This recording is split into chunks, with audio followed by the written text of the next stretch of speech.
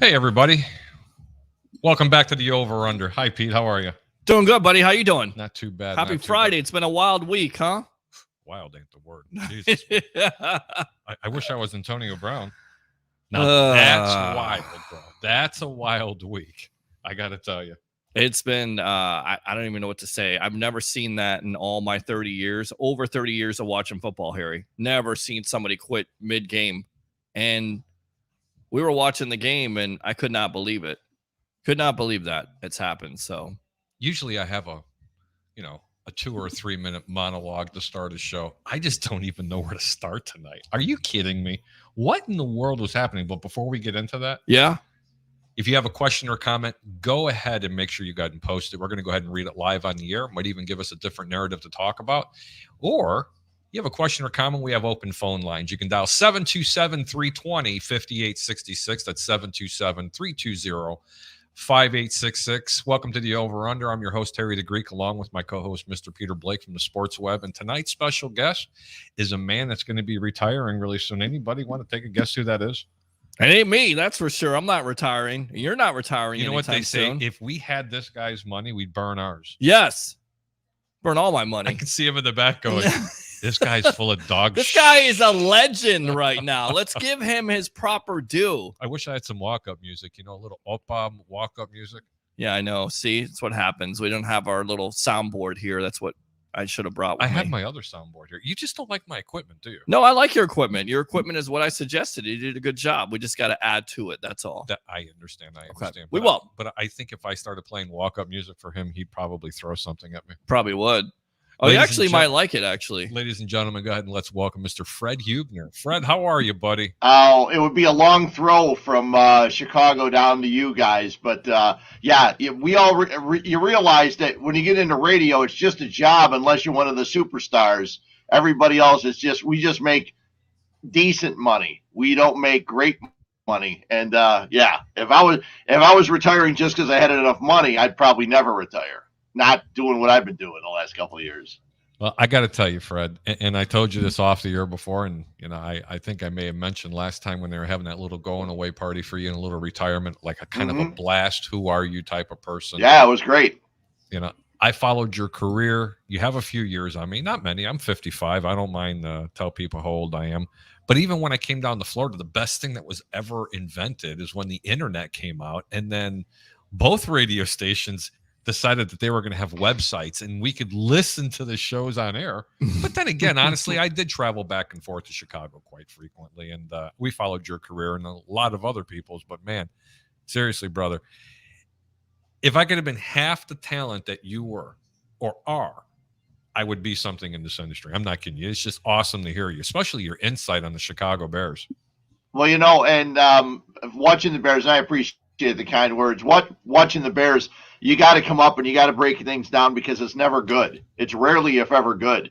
They've been to 2 Super Bowls, period. It's not great, but you get a lot to talk about when you watch the Chicago Bears year in and year out, and there's gonna be a lot to talk about on Monday because likely Nagy will be gone. Hopefully, Ryan Pace will be gone because if Nagy's gone and Pace is still there, they're getting rid of the wrong guy. If it's either or, it should be Pace instead of Nagy if it's either or.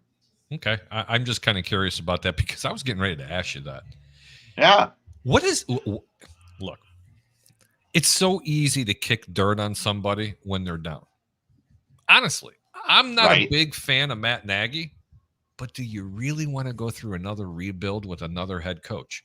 I'm just asking for a friend, Justin Fields. Yeah. Honestly, I am. Yeah.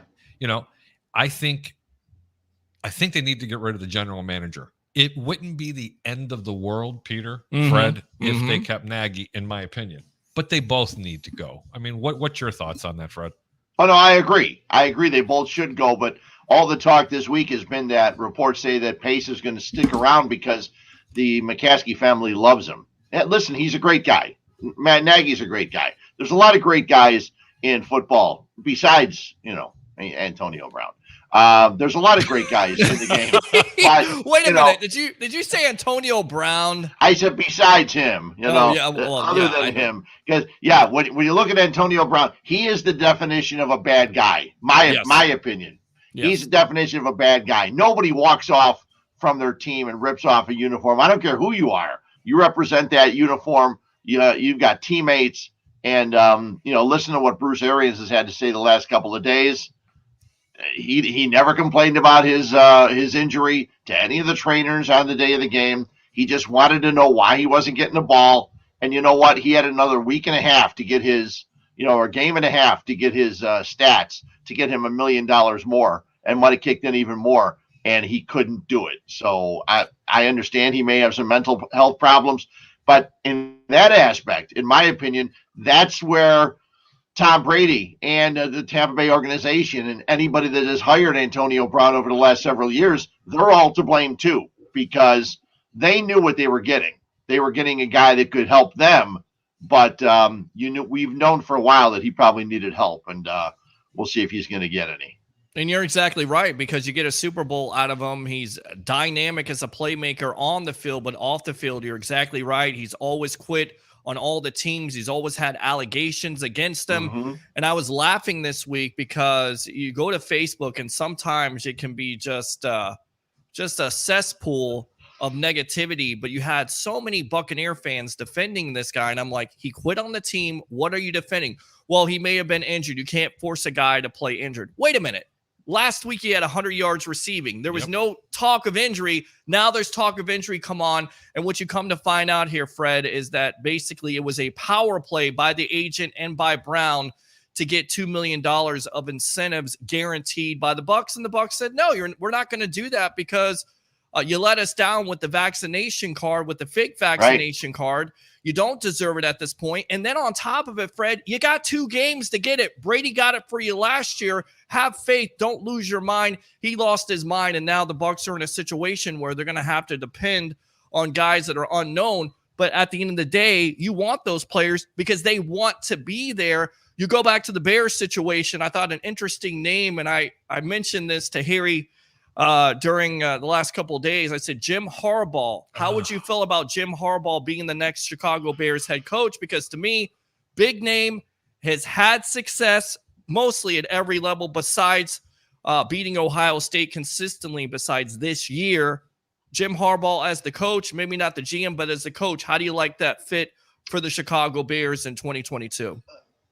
He's a former quarterback, so he made quarterbacks better when he was in San Francisco. I'm a Niners fan. I got Niner paraphernalia all over the house.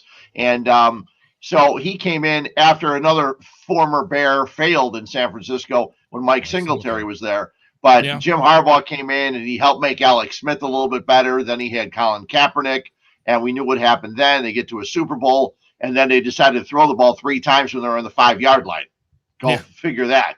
If he was calling those plays, I never want to see him as a head coach of a team I like. But, he would not be a bad choice. There's a lot of Chicago fans that would love to see the former Bear come here. You never know who's going to be good or who's going to be bad. We don't know until it happens. There's no sure thing when it comes to coaches. No, it's not. And this is the question I have for you. And you're going to probably agree with me. This is something you and I could probably relate to more so than what Pete, because Pete's not from the Chicago area. No. But we do know the one habit that the Chicago Bears have, and it's a tendency. Number one, I can't remember ever where they have broke the bank and spent the money on a marquee name. Never. Okay. I mean, there was always an old saying: the Bears threw around nickels like they were manhole covers. Well, I can relate to that because the Bucs, former Bucs owner there, Hugh Culverhouse, was one of the cheapskate owners out there. Every year, George Halas. He would make money. So I'm used to that, and I feel like, look, the Bucs and their transition process to being a decent to above average organization is you're all in, you're doing whatever it takes. They had the chance to get the former Baltimore Ravens head coach, trying to remember his name, Billick. They had a chance for Bill Cowher. They went with who? Mark Trestman, because it was about this. I mean, you do remember this, correct, Fred? Well, the only coach in the history of the Bears that they ever brought in that had any NFL coaching experience was John Fox. Everybody else hadn't. Dave Wanstead hadn't. Mike Ditka didn't have any experience. He was a tight ends coach with the Dallas Cowboys. Right. Yeah, and at first he was a special teams coach. Wanstead made his bones because he was the defensive guy, one of the defensive coaches with the Dallas Cowboys. But the Bears always did that. They always brought in other people. They never brought in a guy that had experience. And I think Bears fans would like to see that. But then the question's always, do you want to bring in a college coach or a pro coach? And I know that we're 56. What's the Super Bowl this year? 56? 56. There's been 3. Okay, there's been 3 college coaches that have won Super Bowls. Jimmy Johnson, Barry Switzer, who was gifted a Dallas Cowboys team, and Pete Carroll. No other college coach has come in and actually won a Super Bowl. So do you want to go that route, or do you want to go with a failed coach? The name that a lot of people in Chicago keep talking about is Mike Tomlin. I don't know why they think Mike Tomlin's leaving Pittsburgh to come to Chicago. Yeah, but also, you know what? That narrative's got to go to bed. Okay, Tomlin's not leaving Pittsburgh. Chicago could never pay him. Let me correct myself. They can pay them. They refuse to. Now they're also talking about Sean Payton. I mean, first off, he's got more years on his deals. Just because he's from Illinois and he played on a scrub team when the NFL went on strike, Peter, I don't know if you knew that or not, but Sean Payton was the quarterback of the Chicago Bears in the 80s for a couple of games. He's not leaving New Orleans. And even you wouldn't think so. Unless he gets fired, unless the Saints decide to go in a different direction. There's going to be a long list of teams. People with deep pockets. Let me correct myself. Chicago has deep pockets. They just refuse to dig into them. Fred will attest to that. Mm-hmm. Seattle will be looking for a coach. Right. Yeah, but they may have to this time. Look, the coaches that I don't want to see the Bears get, Fred, are really simple. I don't want to see him go after a Pete Carroll. And I'll tell you why. No, he's so predictable. It's so unbelievable. I love Pete Carroll from a defensive standpoint because he really knows how to motivate his team. But from an offensive standpoint, with the people that he surrounds himself with, is really something to be desired. Okay, it's just not really good, in my opinion. When you think of Chicago football, and I don't think anybody out there can ever disagree with this. Number one, defenses and running the football win championships. Just ask the Buccaneers from last year, who led the league in passing. Correct. However, when they went into the playoffs and got into the Super Bowl, Tom Brady didn't throw for 200 yards. So let's put that to bed. You don't have to innovate an offense, i.e., look at what the Tennessee Titans are doing this year. I'm not saying they're going to the Super Bowl, but they lost Henry, for God's sakes. And since they've lost Henry, they've ran for 1,000 yards because of the mentality of committing yourself to run a football. Correct. So that brings me back to this narrative. Be careful of wishing for a different devil, because the one that you know could be the best one. Sure. If they surround this kid with Justin Fields with an offensive line, I think they have enough weapons. Forget about Cole Kmet. What's going to happen with Allen Robinson? Why is he going over to this receiver and not this one? You have got to protect this young man, and then hire yourself an offensive coordinator, because it is going to be too much. We are going to end up, Fred, as I'm sitting here right now, with another bust in Chicago at a quarterback if they continue to keep firing quarterbacks. Well, you guys are down in Tampa, okay? Yes, you guys are down in the Florida area, and the other name that comes up a lot is Byron Leftwich. And I feel the same way about Byron Leftwich as I do about Eric Bieniemy. These are two offensive coordinators who have Tom Brady and Patrick Mahomes as their quarterbacks. How important truly are they? Now, I know that Leftwich also put up great numbers with Jameis Winston, okay? So I understand that. But I would rather a head coach came in here and, as you just mentioned, hire an offensive coordinator. I don't necessarily need my head coach to be the guy that's calling plays on offense or on defense. I don't mind. It doesn't matter to me. Preaching to the choir. If one or the other, I would probably rather have him calling the defense than the offense. But bring in an offensive coordinator that has something that also likes to run the ball. Matt Nagy, he had opportunities to run the ball for his last 2 or 3 years here, and he didn't do it. When David Montgomery came, they draft him, and they're not running the ball. This year they ran it a little bit more, but not nearly as much. And then they got to be tricky. Let's run the Wildcat out of 4th and 1. Just give the damn ball to your running back and let him get the first down.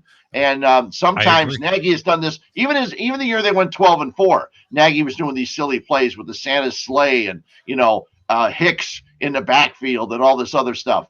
He always thinks he's the smartest guy in the room, and that's what bothers you. He probably has the ability. But here's my thing, guys. We're talking about Matt Nagy and the failures of him, and he wasn't a proven commodity. So I think that's why you're going to have to open up Fort Knox, if you will, and go out and get a proven name. They're just not going to. And to me, they have to. If you get rid of Matt Nagy, you are setting this team back even further. It's not just Nagy. Okay. The only thing, my biggest problem with Matt Nagy was this: he does not want to run the damn football. Okay. Does not want to run the football. For some reason, he thinks that his system is going to make the team, and that's just not the case. You have to, coaches coach, players play.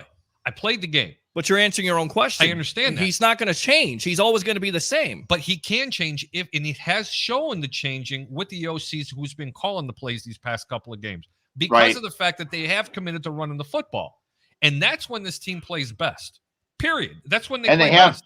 And they have multiple running backs. They have Khalil Herbert, the guy they drafted last year. They also had Damian Williams, the guy they picked up from Kansas City. So they had 3 running backs. And even when the year started, he was hesitant to run the ball. You know, when you talk about what Nagy has and what he can play with and what any head coach has, Harry, you'll like this. My wife used to tell me years ago, she said, she'd look at my paycheck and she says, you know what? You can only do so much with so little.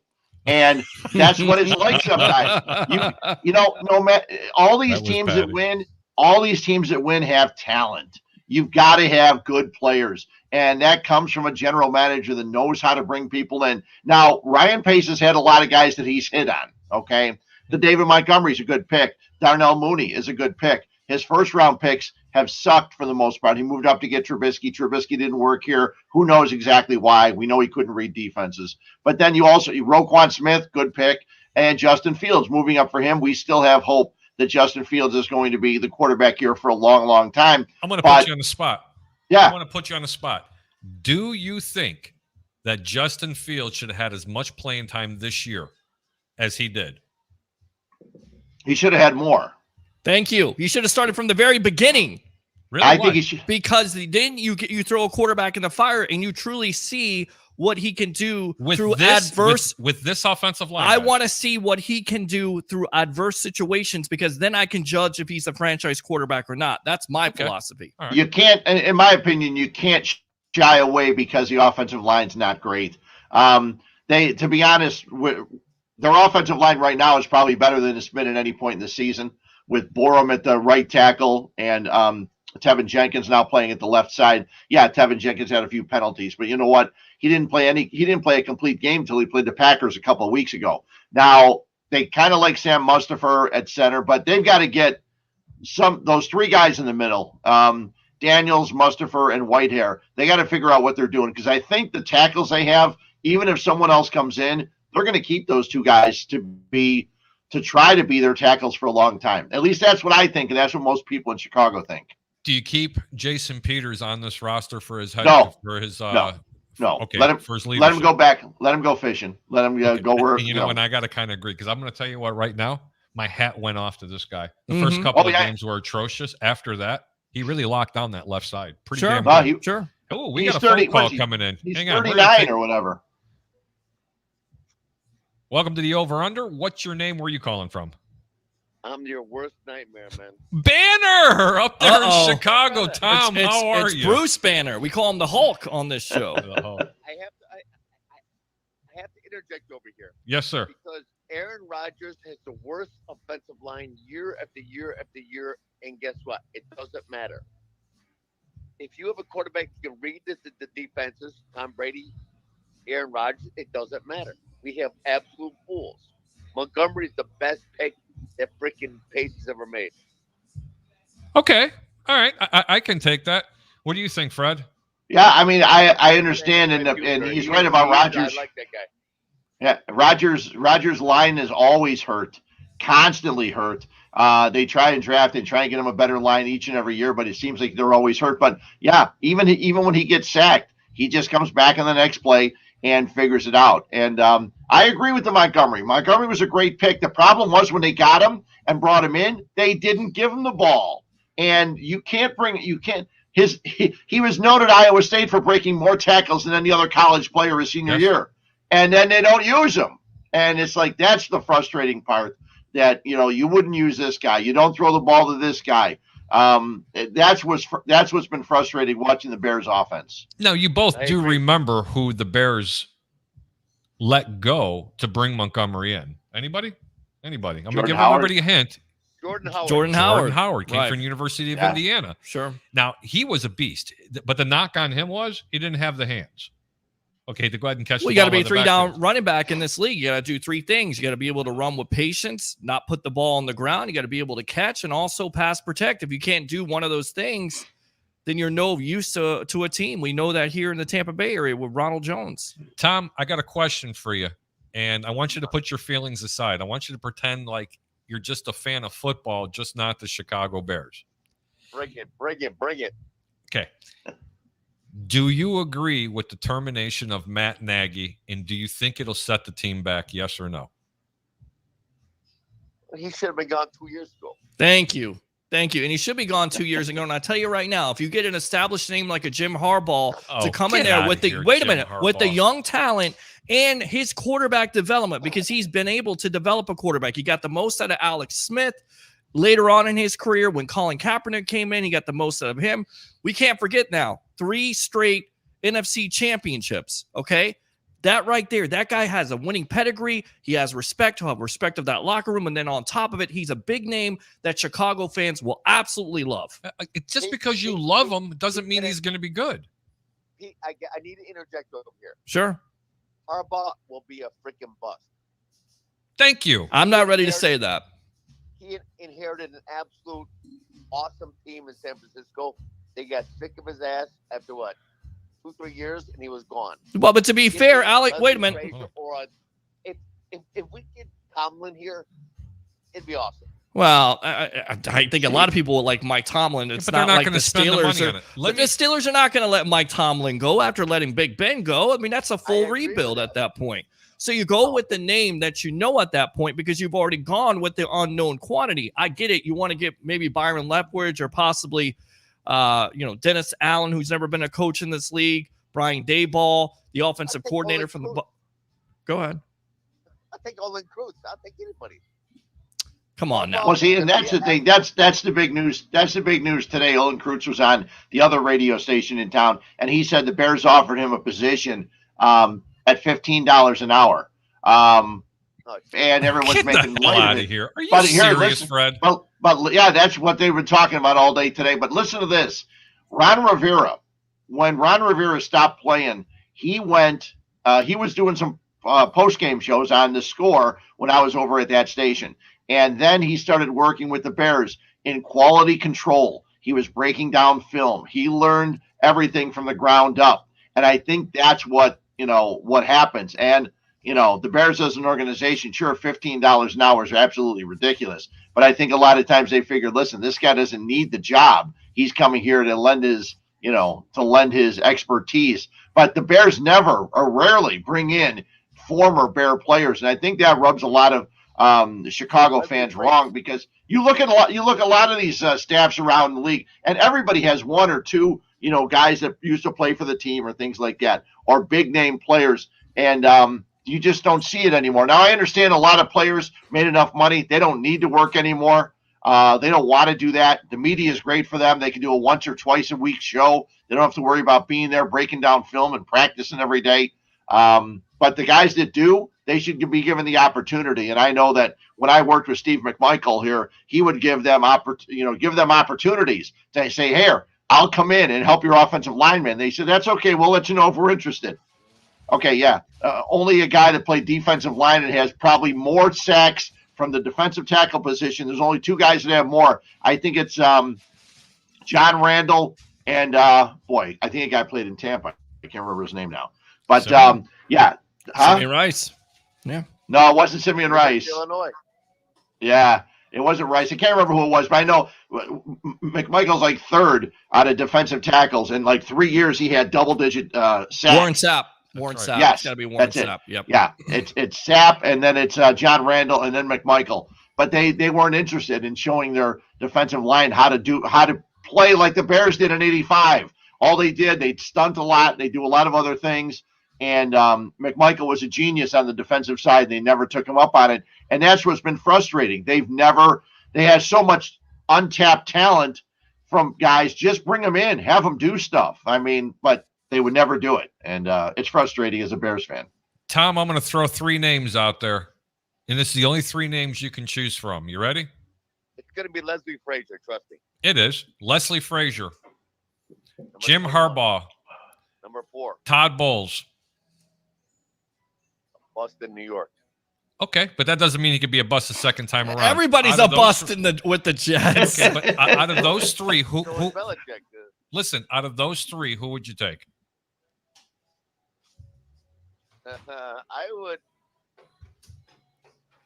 I'd take, honestly, Fred Huebner over the nose and everything. Number 55, God bless his soul, Doug Buffone, and Eddie O'Brien. I would take Eddie O.B. over all those guys, if possible. I would take LB would probably. guy- OB's too old, and he would probably kill the players. You know, Tom. Who I would take Leslie Frazier, and because let's get the Bears back to the defense that they've been known of playing. And Leslie Frazier was a guy that knows how to put defenses out there. Hire a good offensive coordinator, and he was a I'd bust be in more Minnesota. again coming back to play with to coach the team he was with. I think it would be different here. I'm going to have to agree with him. How about you? Out of those We're 3 all names I guessing, gave though. you. You know who I pick? I pick Jim Harbaugh because right now, if you got a franchise quarterback in Justin Fields, that should be your number 1 priority. And at the end of You're the right. day, he's a coach that can come in here. I think he can solidify things. You've got a young nucleus with that offensive line with some of those weapons. You got to get, and I think there will be players out there that would want to play for Jim Harbaugh. And then not only that, again, the most important facet is he's going to be able to develop a Justin Fields, which is the most important thing at the end of the day. Here's something that I Justin just Fields is a bust. Wow. Already is a bust. Come on, Banner. Come on. Really? Come on. You give me Mitch. I'll take Mitch. Thank you. You haven't I even said seen a this full last year year. of Justin Fields. I mean, come on. Come on. This is a true Chicago fan. Like a Rocky Horror Picture Show, come on, man. The guy can play. The guy can play. I love Banner. Banner, did you know that you're not going to hear Mr. Huebner up there on the radio after the 10th of this After month? Sunday. Man, I grew up listening to him driving in driving for the unions in Chicago for 18 years. We listened to him and Mikey North. Yep. Listen to all you guys. Yep. Yeah. You got anything always else, been buddy? fun. I'm going to tell you one thing. Jim Harbaugh will be absolute bust in Chicago. I have to agree with him. Okay. You gotta bring in your Leslie Fraziers. You gotta draft offensive linemen. You gotta get rid of Pace. You gotta quit trading up for freaking people. It's the dumbest thing I've ever seen in my life. They could have had Mac Jones down there, who's a better quarterback. He's not as fast, but he's a better quarterback. That's debatable. Honestly, that's Look at the debatable. Numbers don't lie. Tony Pellegrini says what? The numbers don't lie. No, I Well, know you're that. being But put in Tony, the same but hold on. system. I mean, Hold you on. put him in the Matt Nagy system. Does it work? Because here's a coach who didn't That's even the have a problem. system for Wonder Justin couldn't work Fields. in the freaking Mac Nagy system. No, but no quarterback can work in Matt Nagy's system because no quarterback has I been agree able with to you, work man. in Matt Nagy's system at this point. Third one, And that's why he should be fired in the first place. If you have a rookie quarterback come out there against the Cleveland Browns and look the way he did, he should have been fired on the spot. How are you not ready? How are you not prepared for Fields to come in there and do some different things with them? How are you not? Well, they're We got the I'm offense gonna that's say one catered thing. to Andy The Dalton. Arlington Come on. The Arlington Heights Bears will kick ass. You got to get a big name, my friend, in order to fill those seats. And to me, it's Harbaugh or Payton. Give me Harbaugh. It's going to be a bust. All right. Screwed up. Tom, It's gonna be absolute total bust. Banner, before I let you go, just for Fred Huebner's sake, I want to know what you had to drink tonight because I know my buddy Fred has got himself a nice cold, really cold beer sitting in front of him. I want to know what was in your palate for today for an alcohol wise. Like cherry White Claw. Okay. Okay. Tom, you got any other questions? I think Tom's gone. No, Yeah, he's he's not gone. gone. He's still there. No, Okay. I'm good, man. Okay. Like cherry White Claw. Hey, Freddie Ban. Huebner, man. Good to hear you, man. You too. Very nice. It's absolute, but I would say Justin Fields is a bust. Harbaugh will be a bust, and Ryan Pace is a bust. Everybody's a bust. I love Banner. Banner, have a good one. And by the way, when you talk to Champagne Tony, Tell him the Greek said hello. Hey, Tony, man, Tiny 10. Hey, Harry, I'll see you in 2 months, man. We're driving down there. Airplane prices are stupid, so we'll just drive down there. Stay safe up there, my brother. Okay, we love you, man. Later, We'll brother. talk to you soon. Thank you so much for calling in. Bye, Banner. Here's the one thing you got to say, or at least I've been saying it the last several weeks about Matt Nagy. He is not the offensive mind that we thought he was going to be coming in. He's not the offensive mind that he was billed to be coming in. But his players have not given up on him since they had no chance to go to the playoffs. Hey, Fred, we got another call coming in. Hold on just for a second. Welcome to the Over-Under. What's your name? Where are you calling from? Hey, it's Ed from Palm Harbor. Ed, how are you? What's going on, Ed? And just in case you didn't know, Fred. First time I called somebody else's show other than Pete's. Hang on. Palm Harbor, Ed, is... Hey, what's the temperature down here? Just to let Fred Huebner know. I think it's in the 60s tonight. I think it's upper 60s. You got the AC on? Yeah. That's not bad. Yeah, I don't mind. I hate sweating. Cold, so. What's on your mind, Ed? Oh, I was just wondering now that Antonio Brown has cleared late waivers, is he going to go to the Cowboys or the Green Bay Packers? I could not see another team touching him with a 10-foot pole. That's what we all said about all the other teams. I Fred, mean, I want Fred to answer this question. Let Fred answer, because that, to me, that was embarrassing. And if there's any team out there, and I almost feel like there's kind of like a silent agreement between owners at this point. What he pulled, I feel like the Glazers and the other owners be getting together and saying, there's no chance you sign this guy, unless, of course, Jerry Jones being the crazy owner he is. So I don't know. And it's not only owners. I think it's players too. I think players don't want a guy they can't rely on. They don't want a guy on their team that could do something like that. Granted, the Cowboys could use him after Gallup goes down. But if he would have been a good guy, the Bucs could have used him. Right. Without Godwin. So, I mean, I don't know that you would want to do that. The Cowboys are a weird team too, but I don't think anybody's going to bring Antonio Brown in. I really don't. And I think if they do, it would be one of the biggest jokes in the NFL. You know, talking about a joke, honestly, if there was one team that he did go to, it would be the Dallas Cowboys. Because honestly, back in the 90s, if everybody remembers correctly, the Dallas Cowboys, every time they had an away game, Fred, there were two airplanes. One was to carry the team. The other airplane was to carry the probation officers.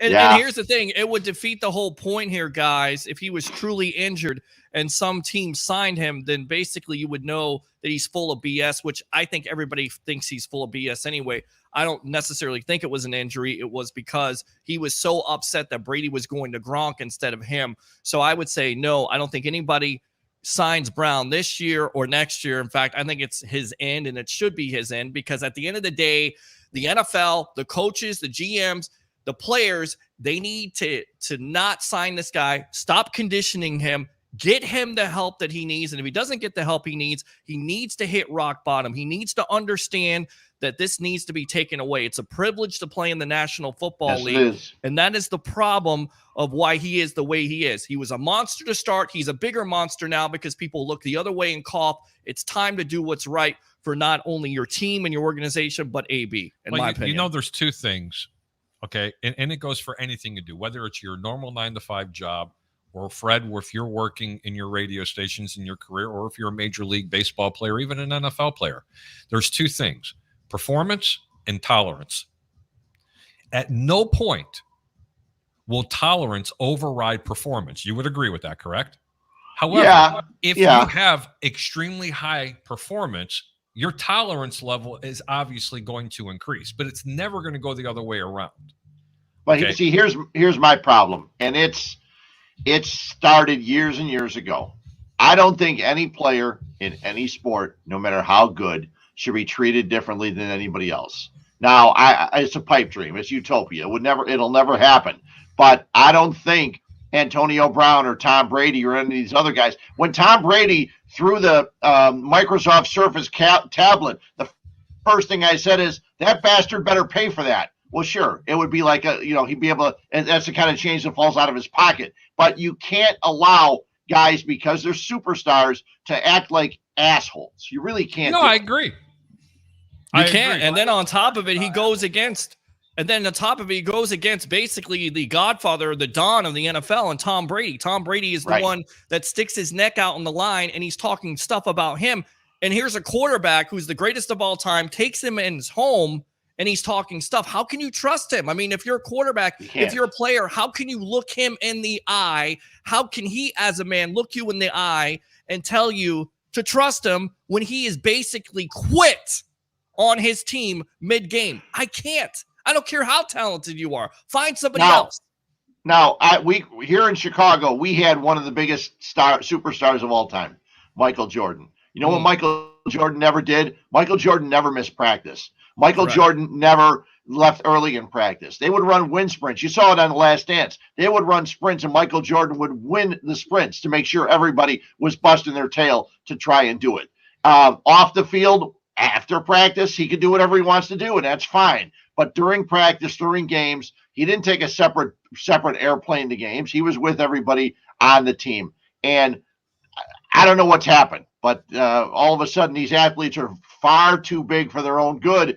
And I'm happy I'm getting out while I am, because I think in the future, sports is just going to get worse because of this. The athletes, I agree with that. The athletes taking too much control, athletes demanding to be traded, all this other stuff. The last several years, I've been so frustrated watching this and having to talk about it.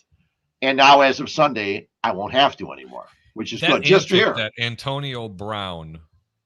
Premeditated. Okay. Not only was it premeditated, but it almost reminded me, and it wasn't even as bad as a former Chicago Bear player that was running around, and if I'm not mistaken, it was in Detroit.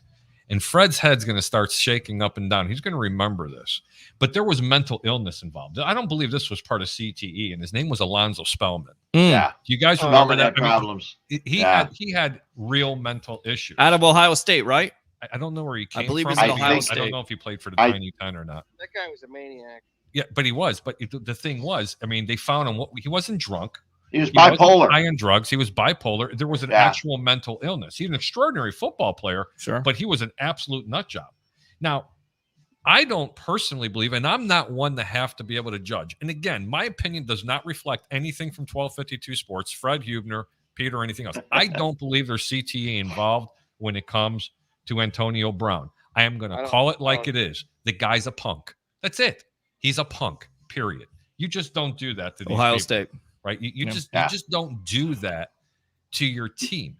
And especially to Tom Brady, who brought you in your house. I mean, think about some of the characters back in the mid-'80s when the Bears went to the Super Bowl, Fred.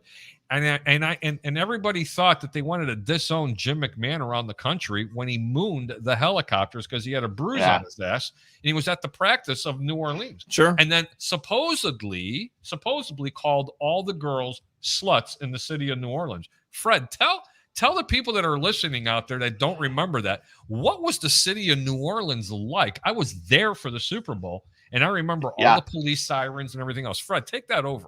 Well, I mean, I didn't go there. I wasn't fortunate enough to go to New Orleans that time. I was in Miami when they went a few years ago, the Rex Grossman year. New Orleans was not the greatest of places, and there's still many times that it's not the best of places now. If you walk off of Bourbon Street half a block, there's a good chance you can get knifed. And I'm saying that from a guy that lived on Bourbon Street who told me that. He said he used to live on those balconies, and he said he would see tourists, walk just a couple steps off of the main strip, and he said he saw people knifed, stabbed, killed, and it's not the safest of places. But I mean, McMahon wasn't too far off, but there's no leniency when you start talking about towns and things like that in professional sports. Yeah. But the thing was, he never actually said that. That was never proven. That was a reporter who wanted to go viral. If there was something. That was the guy the radio guy in New Orleans. Right. The radio guy in New Orleans. It was a fabricated story, and the whole city literally went upside down. Yeah.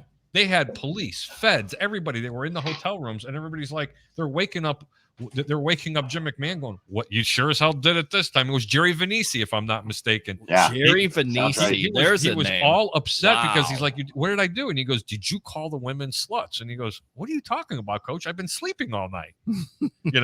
And they had to debunk that. Hey, Ed, I know you're still out there. Was there any other questions that you had, bud? I'm sorry. Yeah, I just want to say this: as a person that's had a traumatic brain injury, you don't get those kind of symptoms, narcissistic symptoms. In fact, you get the opposite. You get very depressed. You're wondering if anybody likes you, that kind of stuff. I also had a portion of my frontal lobe removed because I had a brain tumor. That was like 25 years ago. Wow. And I didn't know that, Ed. So I mean, Oop. Oh, hold on, Ed. Oh, there. I don't know. I'm not a psychiatrist, but there's definitely something off about the guy.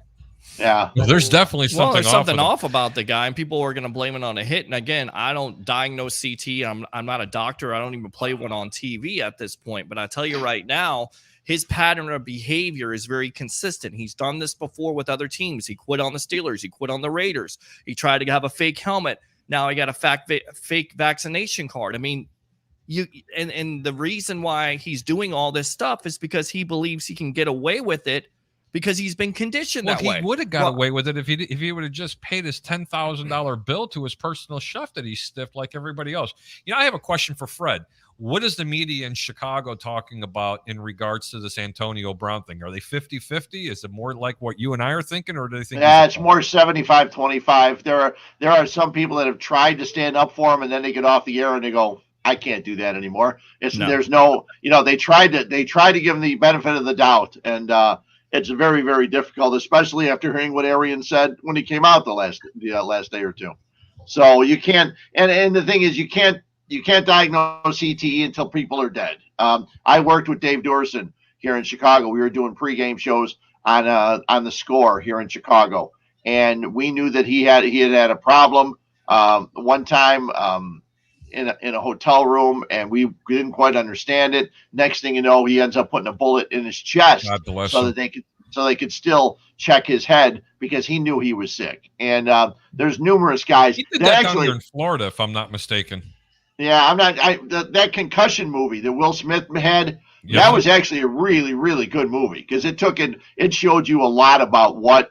And it's funny, it was a great movie, but if you're a football fan, you didn't see it, you should go back and watch it because it really broke down a lot about what happened, how the CTE first got started, and how people started realizing it. And then there's that guy, I never remember his name, but the guy from Boston College who's like the big guy behind the whole CTE situation. And he is I believe it's Chris Lewicki, who used to be a wrestler for WWE.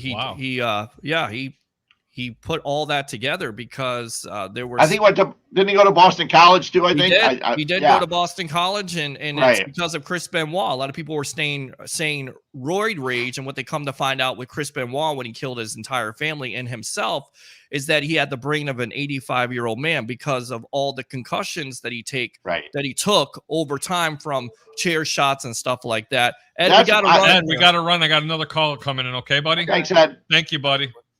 Travis. Thanks for calling the over-under. What's your name? Where are you calling from? Hey, Harry. How you doing, man? It's Travis. Travis, how are you, sir?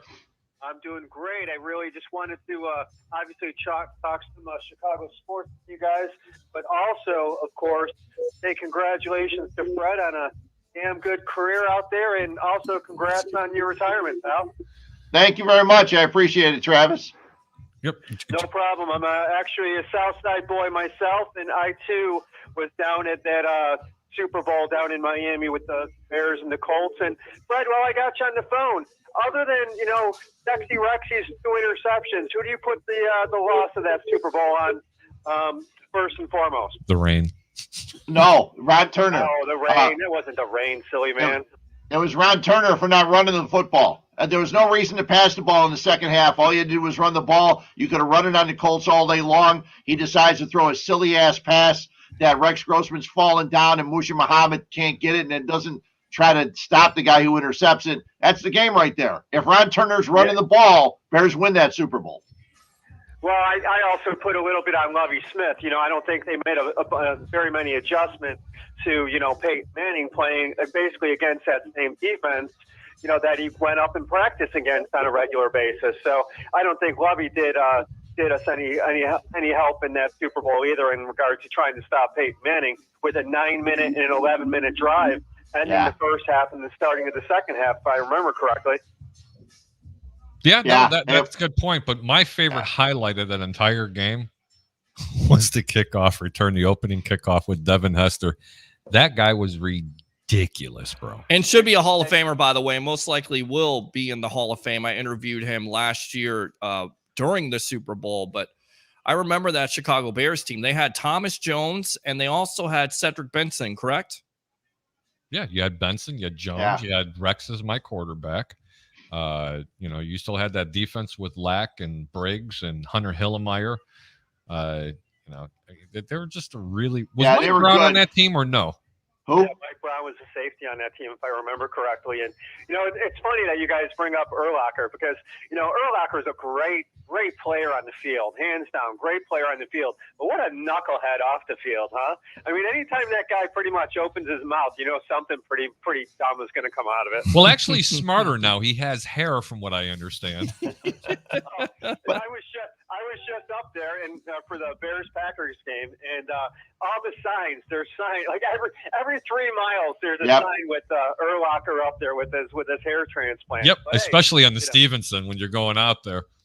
And it's by the way, it's Christopher Nowinski. He used to be a wrestler for WWE, and he actually went to Harvard. Did he? Oh, okay. Harvard. That's actually a step up from Boston College, but just a little bit. We're going to get to some of these comments really quick. Stand by, Travis. Roger Shue says, "Hey, Harry." What's up, Roger? Facebook user says, "Montgomery, best pick Nagy made." I think that's Banner. Yep. What do you think? Do you think Montgomery was his best pick? Well, it was the best one he dug for a little bit. But see, he's done very, very well in 4th, 5th, 6th, and 7th round picks, which is, you're supposed to do well in your 1st and 2nd round picks. And Adam Shaheen, no, not so much. Beat me to it. I was going to say that was the best pick that he made. You're such an ass, Adam Travis. Shaheen, huh? Adam Shaheen. Yeah, where'd he come from? Ashland State or something like His that? mother. Hey, he's still in the league playing tight end for the Miami Dolphins, if I remember. Yeah, they paid him. So, hey, but hang on. Napoleon Dynamite, he's not. He is the smartest quarterback ever to play. Yes. Mr. Mike Glennon. Yes. $32 million this guy has fleeced people. And hold on, $18 million of it was for 4 games for the Bears. But we'll save that for another time. I am not going to go kicking sand on people. It's so easy to do. Bryce Rogers says, whatever. Vin FYI. Okay, good.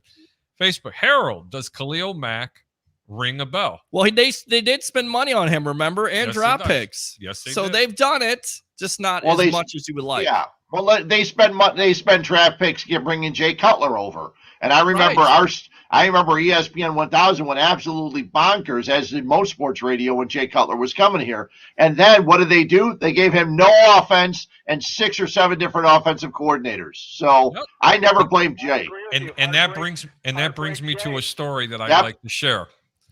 I do a lot of work here in the St. Petersburg area, and especially down on the south side. It's a pretty underprivileged school. Mm-hmm. And a lot of NFL players have come out of there. The Griffin brothers, the one with the one arm that came out of University of Central Florida, they play for the Seattle Seahawks. Yep. One of them's not there anymore. Sure. They're, Marquez Valdez Scantling, whatever his name is. Yep, for, that's his the name. Green Bay Packers. USF. Yeah, yep. he played for the high school down here in the south side. And a couple of tackles for the New England Patriots. And I could just keep going on and on and on. Anyway, long story short, Coach Corey Moore he's a former NFL player. I do a lot of work with the students down there. And I went down to go speak to them, and they had some college recruits and coaches there. Wow. And I'm talking for like an hour and a half. And who do I see 3 rows ahead of me with his entire college scout was Lovie Smith. After we were done talking, Coach Corey Moore has been friends. Actually, Coach Moore and his father is really close with Lovie. Mm-hmm. Had lunch. It was an extraordinary time. And it gave, not just once, but we've actually met a couple of times. And, Fred, what was really cool, I asked him some pretty hard questions. First one I asked him, I says, Winston or Cutler, if you had to build a team around? Because remember, everybody, he was really high on Winston. Sure, he he had was. to have him. Sure. He said Jay Cutler, number one. Two, I said, what happened in Chicago? Why was that attitude like that all the time, or was that just a show? And he goes, let me tell you something. In the locker room, he was the most fiery competitor you ever seen. On the sideline, he just refused to do it in front of the cameras. I said, then why was there a lack of success? And he goes, I don't know, 4 offensive coordinators in 3 years. And get this, when you're number one wide receiver, and no disrespect, Devin Hester, really? True. Because Hester wasn't a wide receiver. No, there was one year they told Jay Cutler, you're going into the season, your top 2 receivers are Devin Hester and Johnny Knox. And at that point, I just said, the season hasn't started yet, and there's no way the Bears can do anything. Remember, people forget, Jay got hurt in the NFC Championship game. They could have been going to the Super Bowl. He got hurt with that knee injury that who the hell was the wannabe running back superstar broadcaster jump on and saying how he wasn't hurt, he could have still played and all that kind of stuff. It was a guy from who used to play in New Orleans, I think, or somewhere. But I know who you're talking about, and that's what really started the whole debate with Jay Cutler. And then you've seen the Smoke and Jay things. Anyway, to make a long story short, I was shocked at some of the answers that Coach Smith actually gave. And now that I mentioned his name again, what a hell of a job he's done in Houston this year to take a team that, Fred, you and I couldn't even tell you 2 players on that defense. Absolutely not. And he has got a completely underrated defensive team, and they play their ass off week in and week out. That, my friend, is a motivator. That, my friend, never should have been fired after winning 10 ball games. Okay? He got terminated from his position in Chicago after winning 10 games. Now, he didn't have the success coming down here to Florida. I wouldn't mind go ahead and trying to kick those tires. You want to get someone cheap? Go ahead and bring that defensive mind back in here, and then go ahead and hire some offensive people to go ahead and run the offense. Sure. Now, I'm not talking about Mike Martz, who never believed in the tight end, who let Greg Olsen go. I'm talking about finding yourself a bona fide tight end who knows how, not a tight end, an offensive coordinator knows how to run a football and set up play action pass. That's all this team needs. You need defense and you need a running game. What would you think? They got the running game at this point. They got the backs that can move the ball down the field and break tackles. I mean, you guys saw it with Montgomery. Let me chime in a little bit on the kind of class guy that Lovie Smith is real quick. Everybody that's from this area knows about Bobby Roundtree, who was a defensive end for the University of Illinois, who tragically passed away from a boating accident recently. He brought Lovie, after he took the job from Houston, if I remember the timeline correctly, brought the whole Illinois team down here to Bobby Roundtree's funeral and helped support the family and during their trying time. So that's a big shout out, not only to the University of Illinois, but to Lovie Smith as a person, as a mentor towards these young players and these kids down here. So it's a tragic situation locally, but really a stand up and stand out guy by Lovie Smith. But hey, Fred, I want to ask you while I got you on the phone here. What's the feeling up there for that fantastic Bulls team that we got going on right now? That's a young, exciting, fantastic ball club with the future looks really bright. What are you thinking? No, it's pretty amazing. I'm watching them now. I was just going to tell Harry the over-under for the Bulls today was 108.5. They've got 19 seconds left in the third quarter. They have 105. Jeez, that's easy money. You know what money, isn't it? It was minus 325. So I wasn't going to go there anyway. But you look at it, and they run up and down the court. They're finally playing basketball the way the rest of the NBA has been playing basketball. And Lonzo Ball was a guy that I really didn't want to see come here. He's been great. DeMar DeRozan's been amazing. It's great that he's not a guy that goes out there and shoots threes. He has some of the best mid-range game I've ever seen. Vooch is starting to hit his shots. And Ayo Dosunmu, who they got in the second round, is having a great game again tonight. He plays defense. Usually when he comes in, he plays defense on the best guard on the other team. He's slowing Bradley Beal down a little bit tonight.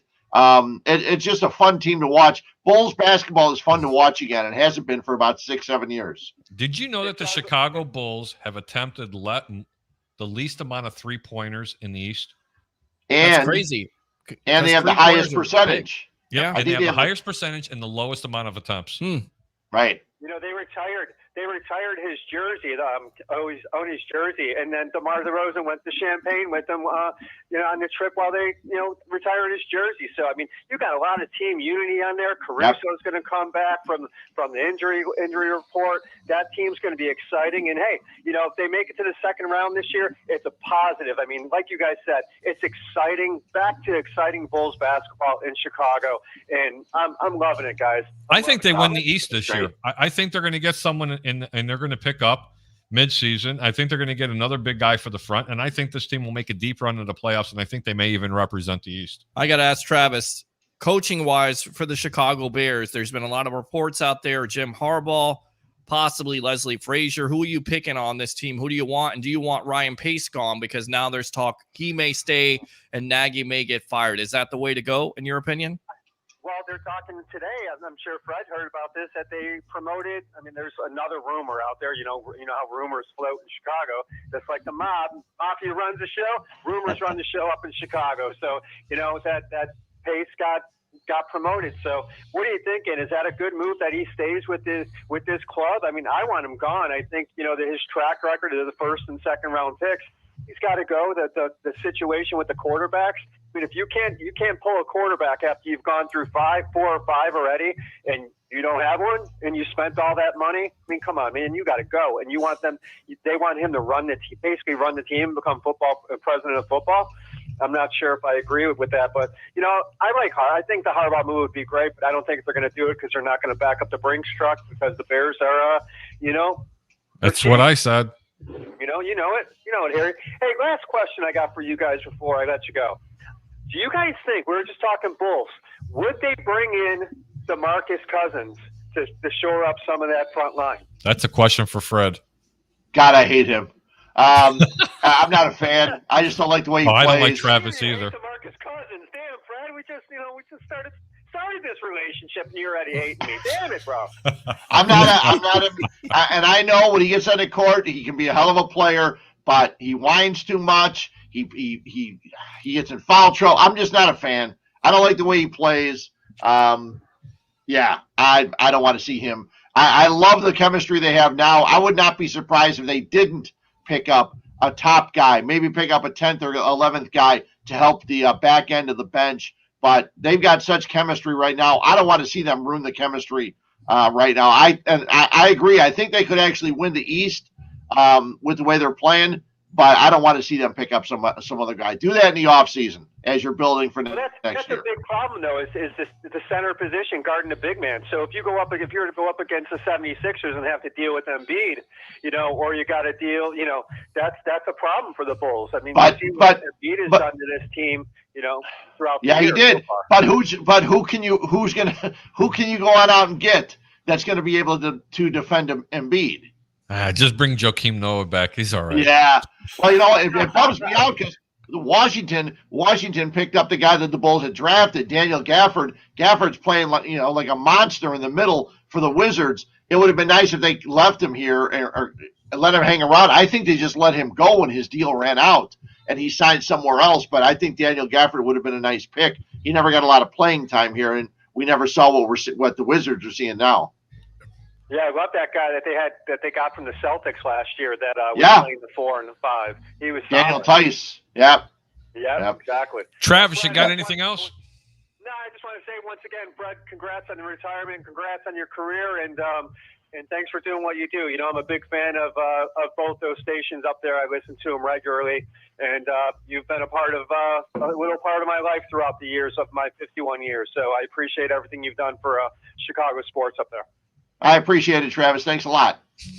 You're welcome. Take care, guys. Thanks for calling. See you, in, Travis Bailey of Rocket Sports and Entertainment right there. Yep, good that's stuff. Awesome. Awesome. I didn't know this was going to turn into a tribute. But Jesus Christ, Fred. I mean, I even know. people from and I just wanted to prove something to you. Even people down here know who you are. Because we not only went live on the 3 platforms from 1252 Sports, we went to Chicago Clubhouse Podcast, and then I went live on a couple of platforms down here in Florida because I wanted to see how it was going to be received. And so far, it's like it's good. They know who Fred Huebner is. They should. The guy's worked hard for his legacy. Yeah. So congratulations again.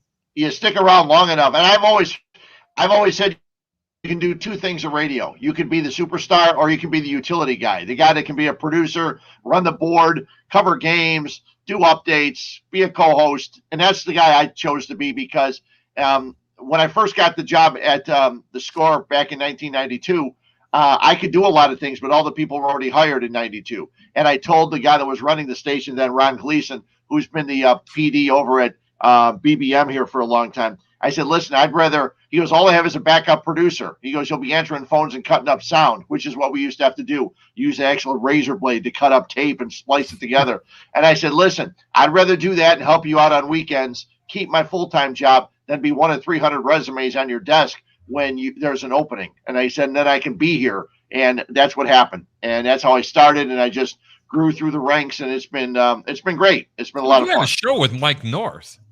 Yeah, I did mornings with North. I did mornings with Mike Murphy.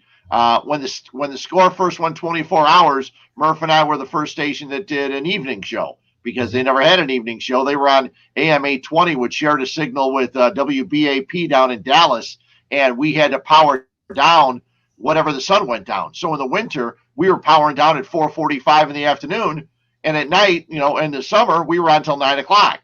But then they went 24 hours, went to a different station, 1160, and Murph and I started doing nights together. But it's been a lot of fun. And I'm going to have, actually on my podcast on Monday, I'm going to have Mike Murphy and Mike North on with me, two guys that I worked a long time with over on the Score. Good stuff. Good stuff. You're going to have Murph and North on your podcast? Oh, my God. Yep. That's going to be awesome. Yeah, I cannot wait to tune in. You know I'm going to torment you from the backside, right? Right with the comments. What are you doing, guys? That's fine. I always tell this story here, guys. We didn't have baseball down here in the Tampa Bay area until 1998. Cubs, WGN, and Chicago Sports Radio. I listened to it. I had to listen to it because this is what I wanted to do as a career. So, yeah. Wow, that's actually pretty cool. All right, we're going to get into some picks real quick.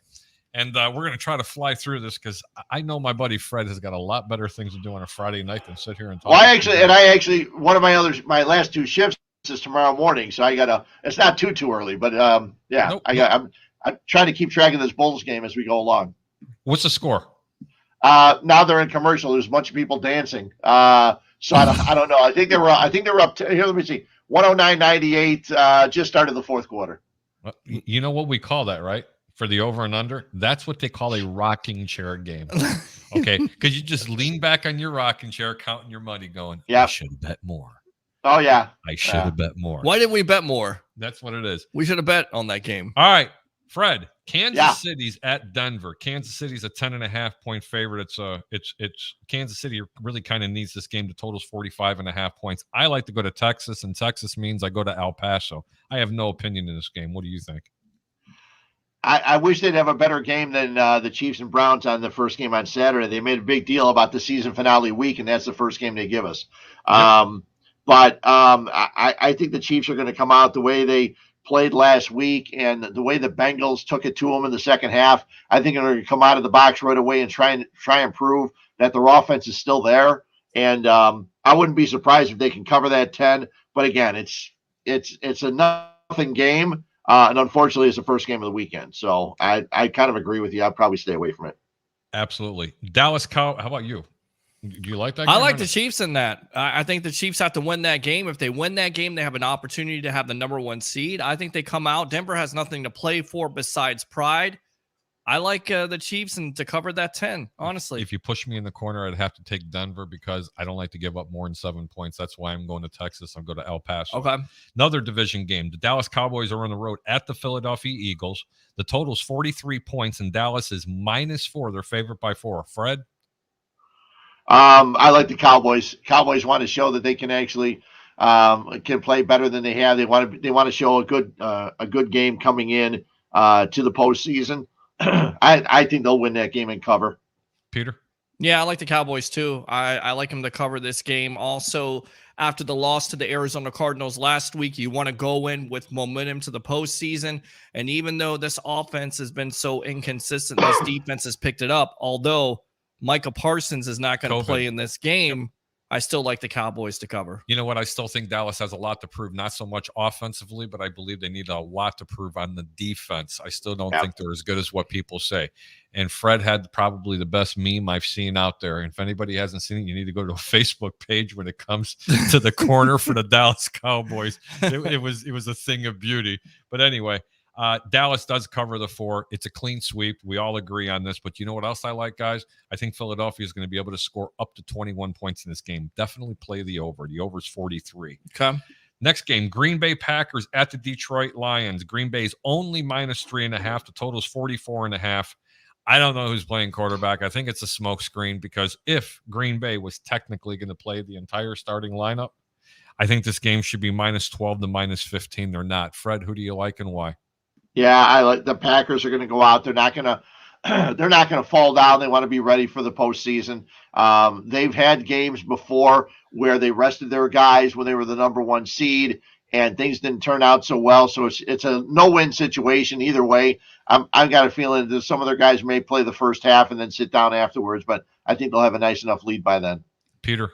Yeah, I mean, I don't know how you don't like the Packers. They've already clinched the number 1 seed. You get up by 21. You rest your starters, maybe Aaron Rodgers with that toe injury. That's going to be a lingering thing through the postseason. You're kind of concerned about that, but you still have to like the Packers in this game because, like Fred said, they want to go in with momentum in that postseason. I'm going to give everybody kind of a clean sweep because I'm going to tell you what I like. I was going to go to Texas, but the first half line is what I like because I know Green Bay is going to play their starters in the first half. They're going to be kind of conservative. The defense is going to try to get into a rhythm. There's no guarantee that Jared Goff is going to be playing from what I understand. Lay Green Bay in the wood in the first half -2. It's a really good game. Take Green Bay -2. Don't be surprised they do cover it in the second half, but I do like the -2 in the first half. Our game, the Chicago Bears at the Minnesota Vikings. Andy Dalton is starting. If I'm not mistaken, there is still time for Justin Fields to be able to play in this game if he can test negative. I don't know if he's sick or not. He is on COVID protocol. Fred, you know more about that, but the Vikes are only 5.5-point favorites, and the total is 44. Who do you like and why? Well, I mean, if the Vikings are giving the Bears points, I'm taking the Bears because I think the Bears are going to try and go out. Like I said, they have not quit at all. They've played pretty well down the stretch here. I like their offense. Their defense is the secondary is starting to play a little bit better, and you're giving them points. I'll definitely take the points with the Bears. Absolutely, Peter. Yeah, I guess I'm going to go with the Bears on this because, like you said, they are playing a little bit better. The Vikings defense isn't that good at all. They suck. Yeah, they're not good at all. You still have Kirk Cousins, but I kind of like Cousins had the best year arguably he's ever had. But go ahead. I'm sorry. No, that's okay. I like the Bears in this game, but I think it's going to be close. Not only do I like. I'm sorry. I also think that Nagy is like 3-1 or 5-1 or something like that against the Vikings in his time with the Bears. So I don't think they're going to go up there and lose. I really don't. I think Nagy's going to try to put on an aerial assault in this game, and he's going to try to go all over the place. He's going to try. He's playing for a job, not so much with the Bears, but with other teams as a possible offensive coordinator, or even maybe even a head coach somewhere in college. Very good point. I honestly think the Bears not only cover the 5.5, play the Bears in the money line. I think it's easy money this week. It's actually one of my top 4 picks of the week. Chicago to win the game outright. Not trying to be a homer. Right. I have picked against this team numerous times this year. Okay, but Chicago. And you've done well then. Yes, you've done very well then. Yeah. 44 guys. Is that an over at that point? Is that an easy over with the Vikings and it's the not, Vikings defense? It's not an easy over. It's not an easy under. First off, the Vikings shouldn't have beat them in the other game. And I'm not going to get into a long, drawn-out discussion. Chicago actually gave them that game. Fred? Yeah, they did. There's no doubt. So, but if the 44 is too tight, I'm not. Yeah, if I did anything, I'd go under. But yeah. Yep, that's exactly what I was thinking as well. Let's move on. Indianapolis at Jacksonville. Indy's still playing for something. They are a 15-point favorite at Jacksonville, and the total's 44 points. Fred, who do you like and why? Do you know that the Colts have not beaten the Jaguars in Jacksonville since 2014? That I did not know. Yeah, so I'm taking the Jags with 15.5 points. Damn right. Peter. Yeah. Yeah, I think I'm going to go to Texas on this, even though Indy needs this game. Like you said, Jacksonville, maybe that's one of those matchups. You would think that Indianapolis would be able to win this game easily. 15 is a lot of points. Actually, I'm going to go to bed with this one with Mr. Fred Huebner himself. I'm going to take Jacksonville plus the 15. Do not make that play until game time because it will get to 16, even 17 points. Wait as long as you can because it's going to continue to climb. This line actually started at 13.5. It's already up to 15. It's never had any momentum for the home team whatsoever.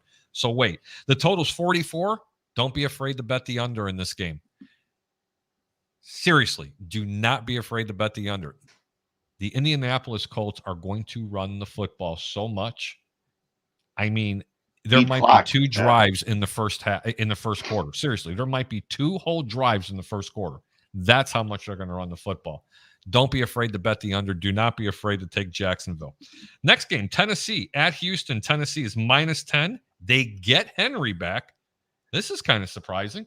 42.5 points is the over and under. My pick in the quarterbacks, who I thought was the sleeper last year's draft, Mr. Davis Mills, having a hell of a year. A hell of a year. Who do you like in wide, Fred?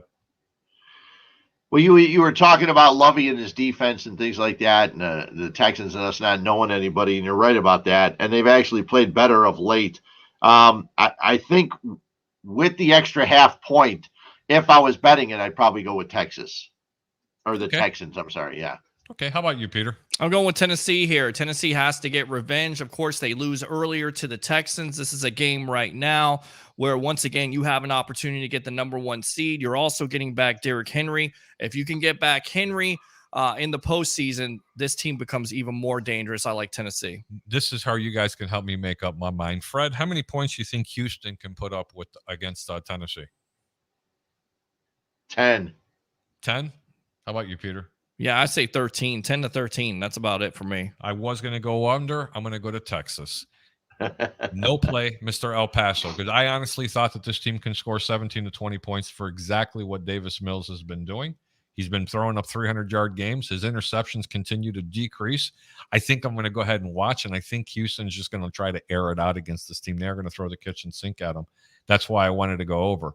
But if one of you guys would have said more than 17 points, I would have said gave out the over. I'm not doing it. No. You know, something the NFL should do, and I know why they're not doing it, because they want to make sure all their broadcast crews and get the proper rights. But soccer does it. Baseball started doing it this year. The last week of the season, everybody should play at the same time, because then you wouldn't have some situations like they have with the Chargers and Raiders watching to see what the Colts do in the game. Everybody should play at the exact same time in the final week of the season. You know what? Just put it on all your platforms. Put it wherever you can. Have a couple different red zones, whatever you want to do. But it's not right that they play games Saturday and Sunday and Monday. They're just spreading the wealth, and that's all a money grab, which is not surprising when it comes to the NFL. Tell me about it. Washington, by the way, very good insight on that. Washington at the Giants. Washington's -7. Total's 37.5. Peter, I'm going to go to you first. Who do you like? I like Washington in this game, of course, over the Giants. And there was talk this week they're going to keep their coach and the general manager may be fired. So for me, if it's Glennon, if it's Jake Fromm at that point, I like the Washington football team in this game. Fred? They can't. I mean, if after watching the Giants last week, horrible. The Washington should win this game running away. Give them 7, give them 10. I don't care. They should win this game. The Giants are so bad. I don't know why, Fred. You have to explain this to me. With a coach that went 10-22, why there's even talk of bringing him back at this point. Joe Judge has done absolutely nothing to keep his job with the New York Giants. I don't get it.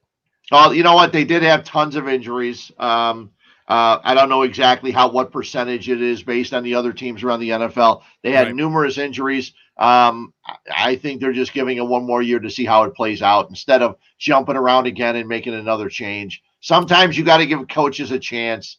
And I know it hasn't been good, but I think with the injuries and nobody ever wants Mike Glennon playing at quarterback. No. And like you said, Harry, though, it doesn't matter. He's made more money than we can even imagine. He's smart. He's probably got a hot girlfriend too because of all that money. Who knows? There's quarterbacks around the NFL that would love to be making the kind of money. Foles. Well, Nick Foles has got a Super Bowl. Oh no, he's got Super something. It ain't a Super Bowl. No, he got a Super Bowl with the Eagles. Yeah, he beat Tom Brady. Never mind. It's an inside joke. Yeah, I know. I get it. Chicago knows it, so does Philadelphia. Yeah, they do. Yes, they do. Yeah, it's a clean sweep. I like Washington minus the 7. I think the Giants they are in some serious doo-doo. Anyway, Pittsburgh at Baltimore. Baltimore's at home. 3.5-point favorites. Huntley starting, by the way. Total 41 points.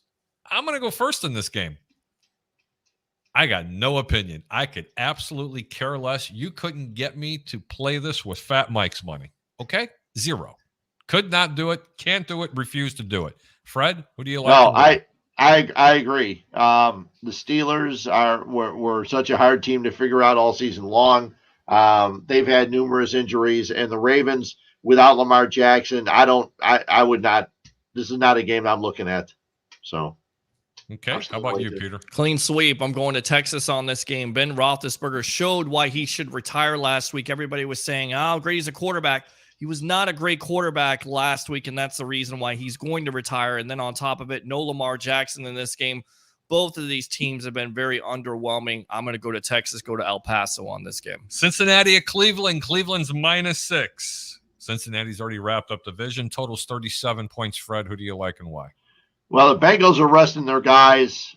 Some guy named Brandon Allen's going to be playing quarterback for the Bengals. I just love watching the Bengals play.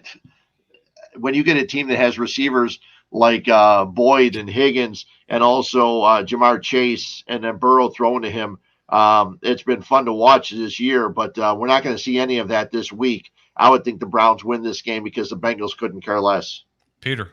Yeah, I go with the Browns on this, even though there's some controversy with Baker Mayfield and a relationship problem with Mayfield and, of course, Stefanski at this juncture. So, but I go with the Browns because, like you said, Brandon Allen starting at quarterback. It's disappointing, but you understand it because the Bengals right now are going to be in the playoffs, which is amazing with the second-year quarterback and Joe Burrow and that progression.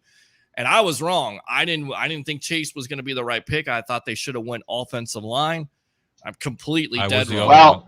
Well, they probably still should have gone offensive line. He's been sacked, 51 times or something like that. Yep, sure. And that's going to have to be what they get next year because you want to make sure you keep a Joe Burrow. You saw what happened last year after he went out, and now this year he's here, but only for the grace of God he's still around after 51 sacks. You get another year like that, and there will be no more Joe Burrow. You know, Fred, how I said I picked against the Bears quite a few times this year? Yeah. And I was pretty successful.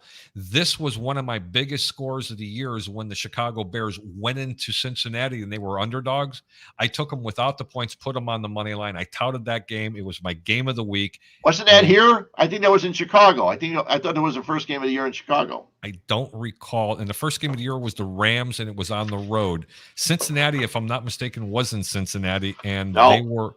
Well, no, actually, it was in Chicago. And it was Cincinnati. And the Bears won 2017. Yep. And that was one of my games of the week. And they had to come back and win that game because the defense actually took over and got them because I seen some holes and some deficiencies in this team. Yes, Cincinnati's a very, very good team to go ahead and watch, and they're very exciting. They're going nowhere in the playoffs, unfortunately. They will get exposed, especially on that offensive line. And you know what? They're 2 years away from being a real contender, and I'm going to tell you why. Their defensive line is just as bad as that offensive line. You can't address both of them and make it successful in the course of 1 year. Sure. They don't have that kind of money to go ahead and exploit and to exploit what they're going to be able to do. And it's a shame because to have a Joe Burrow on your team, that's a generational talent. That young man was phenomenal coming out of LSU. I agree. Absolutely loved him. And I'm going to go to Texas on this game. I don't like when players get rested. I can't do it. New England at Miami. Miami, if I'm not mistaken, has been eliminated. New England, 6.5-point favorites, totals 40. Fred, you like anybody or no? No, I'm not paying any attention to this game, Peter. Especially after the Dolphins losing last week and not even showing up. Yeah, Miami always gives New England problems, so I'm going to pass on this game too. I'm going to Texas. Totals 40. I can't even bet the over or the under because the number's dead on correct, and it's going to be in really, really good weather. The Jets are at the Bills. The Bills are -16. Total is 40. I got an opinion in this game. Play the Jets, take the 16, wait to the last minute because you're going to get almost 18 points. I hate in division games when you give up more than 7 points. If you cannot play the Jets, ladies and gentlemen, and taking all those points, you do not have to play the game. You know, the Jets have covered their last 3 games. Yep. So now they're getting 16. And like you said, and like you said, maybe 18 later. So you may want to wait for that one. It's a 3:25 game, 4:25 in Tampa time. Yes, sir. Yeah. So you like the Jets as well? Yeah. I'll take the Perfect. Jets with 16 Peter? and a half, 16, 18, whatever. Yeah, I think I'm going to go with you guys on this with the Jets. I'm going to go with them because I think they're going to keep it close. And if not for a communication breakdown by the coach and the offensive coordinator, more than likely they could have beaten the Tampa Bay Buccaneers. They because should have beat them. That was not the right call. It was, in fact, going to be a reverse to Braxton Berrios, who killed the Bucs last week. So This could be embarrassing. If I pick up this phone call, we could talk to the Greek's mother. Dude, I've done it before on my show. Nah, you're not going to understand my mother. We're going to go ahead and put her into voicemail. I don't understand you half the time. Love it, brother. Carolina to Tampa Bay Buccaneers. Tampa Bay's -8. I'm not going to let Peter respond to this one. Fred, who do you like and why? Bucks -8, huh? No Godwin, no Brown, possibly know. no Evans, Yeah. no Rojo. Yeah, the Panthers suck, though. They really I know That's really it. do. They They're 32 really to 6 bad. 2 weeks ago says that. Yeah, I'm taking the Bucks. Bucks -8. Peter, who do you Yeah. like and why? Yeah, I like the Bucks in this. They're going to be extra motivated with the Brown dismissal there, and they got a guy that you're not talking about, Cyril Grayson right there. That guy right there who caught the 33-yard touchdown That last was week nice. to beat the Jets. Nice grab. He Yep. has stepped up. Mike Evans is going to be back, and of course, Evans is back. Yes, he is. You forgot about Gronkowski and the guy that's starting at running back, Keyshawn Vaughn, 55-yard big run versus Carolina a couple weeks ago. Look for the Bucks to definitely win this game. Big. I'm going to Texas on this game. Can't do it. I think there's too much turmoil right now in the Tampa Bay area. They There's love too that much- turmoil. That's there's- Tom Brady, baby. They've never had this type of turmoil in their lives, and I don't Okay. agree with it. Hopefully they're going to be able to get by this game. Hopefully they can go ahead and stay, Well, look, stay if healthy. they win this game and the Rams lose to the 49ers, they have an opportunity to get the second seed. This Okay, team would easy, love to have that easy, second seed. Easy. Fred, look at your TV screen. I'm just saying, Oh, easy. Peter, 49ers easy, 4 in a row easy, versus buddy. the Rams. The Rams, right? They knock him off. Shanahan's been showing McVay that he's not actually the genius that he thought he was either. There you go. What's the score of the game, Fred? Which game is this now? The score that's going on right now, the Bulls. 130 to 113 Bulls. They've kind of Jeez. pulled away with 3 minutes to go. So New Orleans at the Atlanta Falcons. New Orleans 3.5-point favorites. No one ever knows who's playing quarterback for New Orleans, but I could tell you Atlanta's at home. They can put up a ton of points, and the over and under is 40. Fred, who do you like and why? the Saints need to win to try to stay alive, but they're playing. It is at the same time as the Niners and the Rams. So I think the Saints are going to hang tough.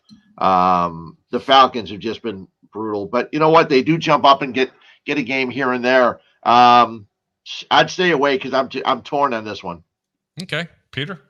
I think you could go over in this game. Atlanta did beat New Orleans earlier on, and even though New Orleans needs this, it is a division rival. So I'm kind of thinking I'm going to go to Texas on this too, man. Earlier in the season, Atlanta at New Orleans was my game of the week, and New Orleans was a predominant favorite, and I gave everybody the money line with the Atlanta Falcons. This week, I'm doing the same thing. Take the money line. Take the Atlanta Wow. Falcons getting points at home. This week, New Orleans fails again. They don't make the playoffs, and I like the over about this much. So I'm going to give you 2 plays on this. I Take wonder if Atlanta they on don't money make the line. playoffs, would Sean Payton be fired at that point? Or No, they would the can't. Bears give him a call, Oh, stop. give the Saints a Stop call, the that narrative. organization, Here. and say, They Watch will. this. Watch this. Hey, Fred, go ahead and talk. Yeah. Here. You see, I just muted you. I have that dump button. Off with your head. look, Okay. I'm just He'll saying. just yell. He'll just yell. Just yell. Just yell at you right now. Or I could do this, Fred, if I want. We can be like we're talking at a computer. Hello, we sound like AB rapping. Hello, my name is AB. I'm gonna There you walk go. off. All right, back to the ranch. Seattle Seahawks at the Arizona Cardinals. Seattle, another dumpster fire. Never know where you're going to come on. Arizona, 6-point favorites. Are they supposed to be 6-point favorites to anybody? Totals 48. I'm going to Texas in this game. I'm going to El Paso. Fred? The Cardinals finally got a win last week after losing 3 straight after they beat the Bears. I think the Cardinals are going to come out and win this game and show that show what they have going into the postseason. So I like the Cardinals this one. After not liking them, when they beat the Bears, I went on the air and said the Cardinals showed me nothing that shows me they're a good football team. People were screaming at me, telling me I was a joke, and then they went out and lost 3 straight games. Yeah, so. Fred, I take the criticism just like you do. I said it on 4 different platforms after I watched it going, this is the best team in the NFL. I know. Are you kidding me? They were brutal. Could have beat this team. That was brutal. Yes. Peter, who do you like and why? I like Arizona in this game. Like Fred said, they beat the Cowboys last week. They're relatively healthy. They got Kyler Murray back. The offense seems like it's going in the right direction. And Seattle is going in the wrong direction, the direction of being Russell Wilson-less next year. I think that divorce is going to happen. I like Arizona in this game. Perfect. Good analogy. Thank you. We're down to the home stretch here. 2 games left. And I'm going to take the last game first. Okay? Chargers at the Raiders. Chargers are 3-point favorites at the Raiders. I'm going to make this really simple for everybody. Don't play this game. How can you play this game? I mean, you can't figure these teams out. But you got to realize this. You got to realize this is the last game of the regular season. Everyone's going to have all their games over with. They're all going to play this game, so they're all going to come up with something. I think the Chargers are going to step up, win the game. I don't care if it's in Vegas or not. I think the Chargers are. It would be nice if you saw some consistency from the Chargers. Maybe we'll see it this week. Okay, cool. Peter? And because of that, I'm picking the Raiders, and I'll tell you why. Because everybody's kind of ruling this team out. But Rich Bisaccia, former special teams coach down here in Tampa Bay, he's always been passed over for coaching jobs. The job that he's been able to do with this Raiders team with all the distractions, you know what? He's going to get it done. The Chargers are too inconsistent. We hear about all the weapons, Justin Herbert. Right. He's not ready to step up yet. I like the Raiders in this game and Derek Carr. The Greek likes absolutely nobody in this game. Stay away from it. Run, folks. Run, Forrest. Run. Run. I can make a case for the Raiders. I can tell you how bad the Chargers suck, and this is bad. That's a bad game. I'd rather bet the Jets before you bet the Chargers in this game. And this is how bad it is. You're bitter, aren't you? All right. San Francisco 49ers at the Rams. And Garoppolo, with a broken hand, is more than likely going to start in this game. I am going to go first in this game. This is the Greeks' favorite game of the week. Okay? This is like a poker game. You got a ton of chips in front of you. Fred? Yep. What you do is you take both hands, the left hand in the front, and you grab one side of your chips. The other hand over here, and you just push them all into the middle. Lay the wood. I understand that the 49ers have had the Rams number. Yep. But the Rams are going to go down and explain why they are the best team in the National Football League. Last game of the season. I'm sorry, Tampa Bay fans. I said it from the beginning part of the season. Matthew Stafford has had this little bit of a roller coaster. This team will get it right. That defense will be superb. San Francisco, if Garoppolo was healthy, they would give a team for this money. They would give a team a run for their money.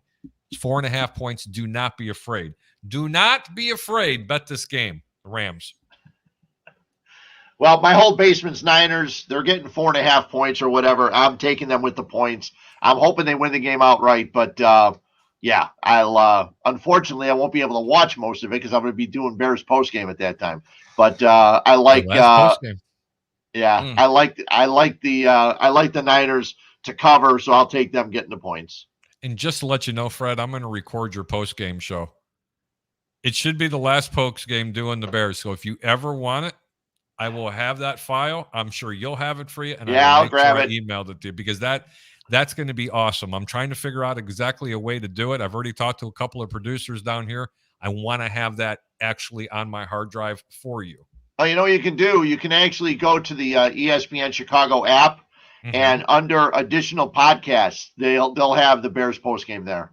So it'll always be there, so I don't need to record it? Well, it'll be there. It'll be there until they run out, and then I get it. Yeah, I just recorded a couple things off today. My last White Sox postgame I did after they lost Game 2 to the Astros and something else. Yeah, I saw it. Good guys wear black, brother. Sitting next to a Cub fan there in Peter. Well, This now is why Rays we fan, call it- but I grew up on the Cubs and Harry Carey and Right, WGN exactly. and Steve Stone. Come on, but man. you don't understand. I mean, I always Andre said that, Dawson, the Hawk, Sammy Sosa. but he would never let me call Mark this Grace. show. He would never let me call this show the over-under with the Greek and a little Pete. Yeah, I got your little Pete right here, bud. Who can forget 1989 with them coming back against the Astros? That was a special year. I mean, Oh, God. Sosa and Kerry Wood with the 20 strikeouts. Come on, man. It's history. Listen, someone's got to like the Cubs. Oh, my gosh. And they Well, get it and- done. They finally win a world championship in 2016. It's beautiful. It was amazing. Actually, it absolutely- was. And you want it to know was something? amazing. I am a closet Cub fan. Just don't Of course tell you anyone. are. Every And let me- sports fan has to be a closet let me- Cubs let fan. me- No. Not every. If you're a diehard White Sox fan, you talk to Dave Wills sometimes, who does the Tampa Bay Rays. Ask him if he's a closet Cub fan. He might smack you. Yep. They won't. I won't. As a matter of fact, I'm friends with him now on Facebook. And I hope he's not watching this. But you know why I actually started to understand why I could appreciate the Chicago Cubs? I'm going to make this really quick and Why? short. The year the year the White Sox went to the World Series, I remember I went up for one of the games, and my brother George and we were walking around Wrigleyville. Mm-hmm. I don't know why, but we were walking around Wrigleyville, and right on the marquee, it said, "Go get them, White Sox, make us proud." And I looked at that marquee, and I'm like, tilted my head sideways going, number one, that was classy. Yeah. Number two, I only have one thing to say.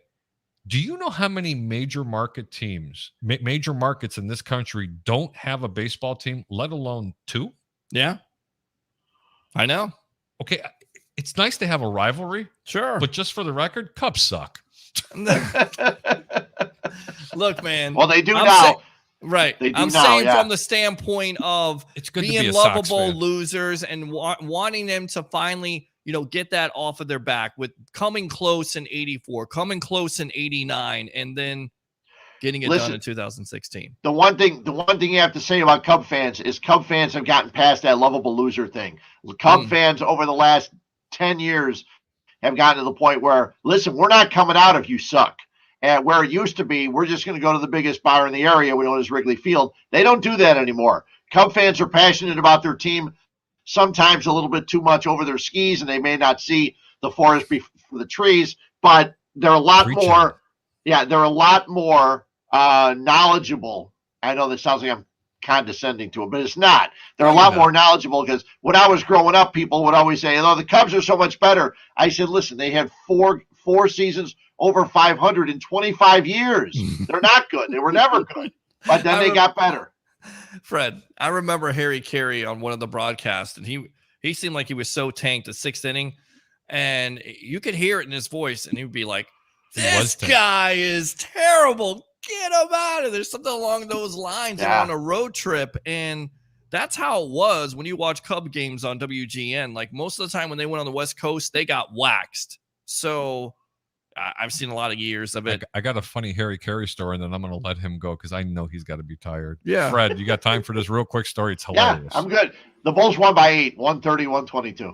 There you DeMar go. DeRozan. Here. Over. Did you bet the over on that? No, never touched You should have the game. bet. You should have. Why? Why didn't you touch it? I didn't touch It's the like game. rocking chair game. It was a rocking chair game, but I know my boy Fred probably had a few shekels on it. No, I hesitated, and I said, "No, I'll wait." I've been brutal. I'm saving my money for tomorrow and Sunday. I cannot blame you. Anyway, cool Harry Carey story. I'm a kid. I'm watching the game, and not a kid, but first time that Rafael Palmeiro, the Chicago Cubs, are getting a chance to see Rafael Palmeiro. Steve Stone's with the boots with him. Steve, this is a good looking kid, Rafael Palmeiro. Yeah, Steve. Yeah, take a good look at him. Really good swing on the bat. Rafael Palmeiro. I don't know. Fourth inning comes up. Hey, Steve. It's like 5 Budweisers in, right? And he goes, "You see this guy, Rafael Palmeiro?" And he goes, "Yeah, I see him. Yeah, he's a good looking kid." Anyway, fast forward. Later on in the game, "Hey, Steve, you know this guy?" "I know, Harry, Rafael Palmeiro. Good-looking guy, Harry." Remember when he used to try to do the Grezolonic and he tried to spell it backwards? I mean, That's what Yeah. it became when the Cubs were getting their doors blown off. That's what you would have to resort to keep people's attention on the broadcast. And my favorite one was that one had been out of a phone booth. Right. Yeah. Fred, thank you so much, man. I wish you luck at work tomorrow. I'm going to go ahead and put you full screen. Tell everybody where they can find you, not only for one more day, but where they can find you in the future. Well, you can always listen on the ESPN Chicago app if you have that app, or you can always go to ESPN 1000 Chicago on Twitch. You can get that. I'll be on Twitch tomorrow also, and or ESPN 1000 if you're in the Chicago area. People know that. And you can also see me on Monday nights with Hube's Views and Brews on the 1252 platform, on Facebook, also on Twitch and YouTube and Spotify. And you can get me on my on Twitter at Fred_Huebner. I may be on Twitter a little bit less now that I'm not working full time, but I'll still give a jab here and a jab there. Earlier today, I got on when there was a report that Akeem Hicks is going to miss the game. He's missed 20 games, I think it's been, in 4 or 5 years. And I just said, yes, he's the guy that wants a new contract. And I just called him the name that Steve McMichael gave him because he couldn't be a 3-down guy, and it was called Muffin Top. He called him Muffin Top for the fat that hung over his belt. So yeah, you'll still be able to see me on Twitter in the future, and yeah, it's all been fun. And Harry, I'll come on with you too as we go along through the playoffs, maybe, or stuff like that. That would be great. We'll get together. And The show will be a little shorter for playoffs. Yes, only a few just games. A little bit shorter. Fred, hey man, really, thank you so much. It's an honor having you on here. Love your insight, love your passion, and most of all, loved your career. Seriously, from bottom of my heart, congratulations, my brother. And thank you so much for coming on. Thanks to you and Pete. I appreciate being on with you guys. Have a good one. We'll talk to you soon. And don't forget, I will be calling it on your post game, though. I got to I'll be there. I got to bust a little balls. I'll be there. I'll be there. Take See care, you later, man. Take Good night. Take it Thanks easy. a lot, Fred. Bye-bye. Appreciate you. What a class act, bro. He is. I said it. Act. And now we got to read these comments. Oh, no, what a class act. Right. Fred, I got a smile. Is that smile there? He's got Mike North and his other co-host coming on. I know. On Monday. I cannot wait. So cool. You know, I'm going to ask. I remember Mike North on Fox Sports Radio. Listening to him in the morning. I want to be able to produce that show because let me tell you something. Anytime you have Mike North on, number one, you don't get 2 words in edgewise. Mm-hmm. Okay, trust me, he can control a conversation. And there's story. I'm gonna go over under. I'm gonna go over 90 minutes on that show. And they never go more than an hour, these guys. Do you know why? Because they are going to talk about so many other things. Mike North is awesome, but he can be extremely loquacious in a good way. In a good way. Very good way. Trust me when I tell you, because the stories that he talks about. We just sit back and listen. I mean, that's what you do. It's just like you go down memory lane. Yeah. I like that. Let's go through some of these comments. Facebook user Harold, does Khalil Mack ring a bell? What the F you know? Okay. Don't bring in Harbaugh. He inherited a hell of a team in San Francisco. That's Banner. Facebook user Banner. And I take Tomlin in a New York minute. What about an LA minute? Come on, Banner. Tomlin's not going to leave Pittsburgh. He's not going out of Pittsburgh. No. They're not going to spend the money. Roger Shoe. Roger, thank you so much for go ahead and chiming in tonight. Harry, that shirt is what? I'm giving Peter Cubjer. Hey, sto dialo malaka. Nah, Padezeka. Here. Read the comment. Says, Harry, that shirt is trash. It's not trash. Troy, I like Troy Polamalu more than I like the troll, Mr. Roger Shoe. That's the tribal troll to you now. Yeah, the tribal troll. Acknowledge him. Troy Polamalu. Much love, King brother. I bet you King Troy's a Sox fan. He's not any fan of anybody. He's just a king troll. No, he's him and Roger are living under the bridge together. Leftwich. Facebook user Titans have stud offensive line. San Francisco had a better O-line with Harbaugh. Things went south soon. I don't know what that means. What does that mean? I have no idea. Yeah. And our Russian cohort. Vognorchak. I have no idea. Hey, Greek and a little Pete. Okay. And the other Russian Russian cosmonaut here. Roger Shoe says, yes, fire him. And no, it won't set the team back. See? Fire him. That. Roger Shoe says, I take Fred over Nagy. I should have put that one up. Right. But Fred probably get a kick out of that. Right. Troy Polamalu says, Todd Bowles. He's laughing about that, but that's a I know. Super Bowl defensive coordinator. Just saying, they shut down Patrick Mahomes. But hey, listen, Harry for GM. See, I like Roger again. And Fred for coach. do I get a job on that staff? Absolutely. What am I? Well, there was a certain announcer that was an Emmy Award-winning announcer. He'd have you in charge of laundry.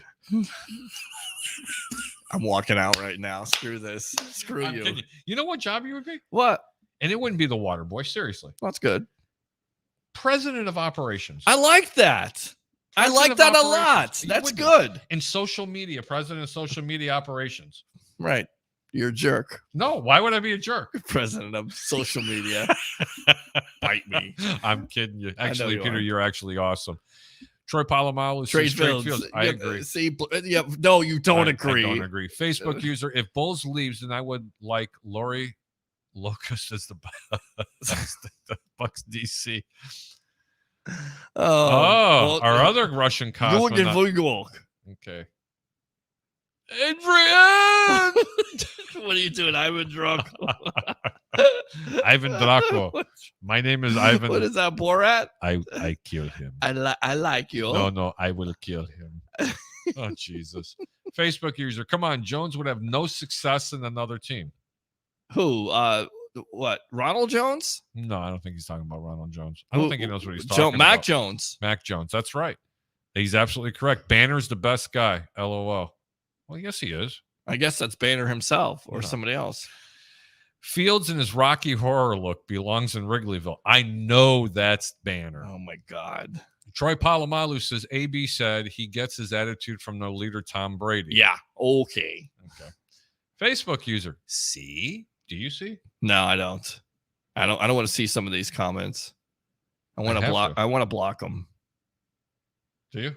No. Okay, then Keep think so. them, whatever. Facebook user says Spellman equals slowest first stop. I think that's Banner. No.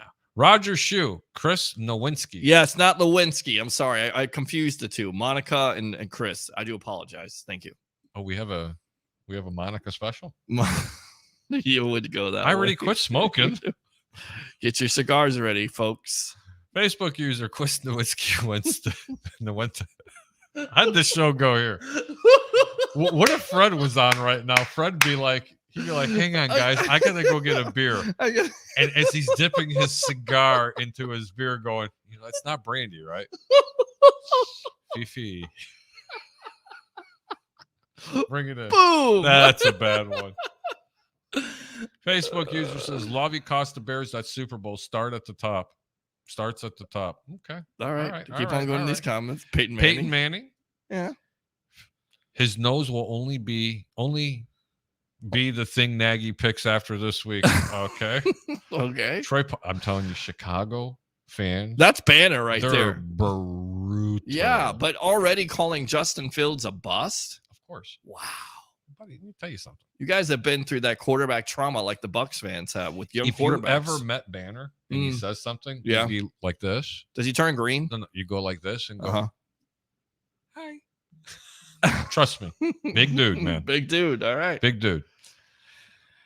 Troy Polamalu says, Harry said he loves Roma Italia as his favorite food. Parmigiani Reggiano. Sto diavolo malacca. You think I like this kind of crap? What is that? Nuts? What is he saying? It's Italian food. Oh, God. It's the Greek, man. What do you think the Greeks? I mean, Ban you understand? There's two different kind of people in this world, Troy. Two. They're Greeks and people who want to be Greek. Is that Troy? Yeah, just ask the Greek people. We can tell you. Give me any word in the English language, and I give you the definition in Greek.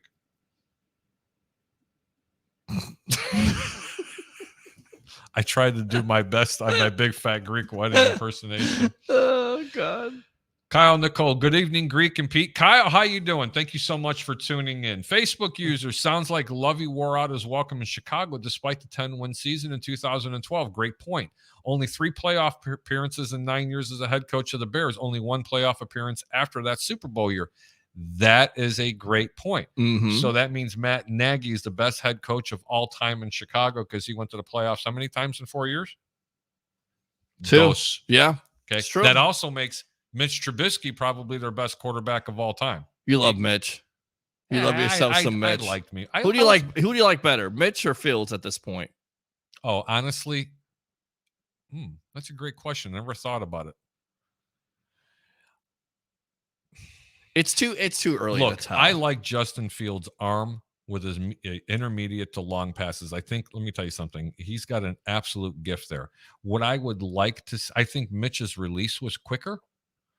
But I would like to see. I'm going to say Justin Fields because of the fact that I think if they work with his mechanics on getting rid of the football a little bit quicker, I think he'll develop into a. And better Leslie quarterback. Frazier is not going to do that. Jim Harbaugh will.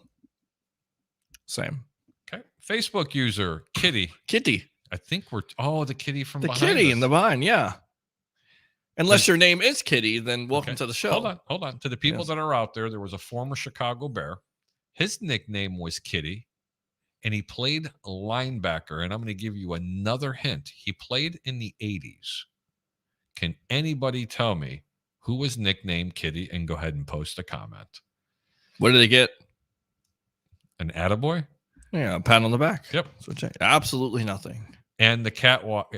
And on the catwalk, I do a little turn on the catwalk. I'm too sexy for this show. On the catwalk.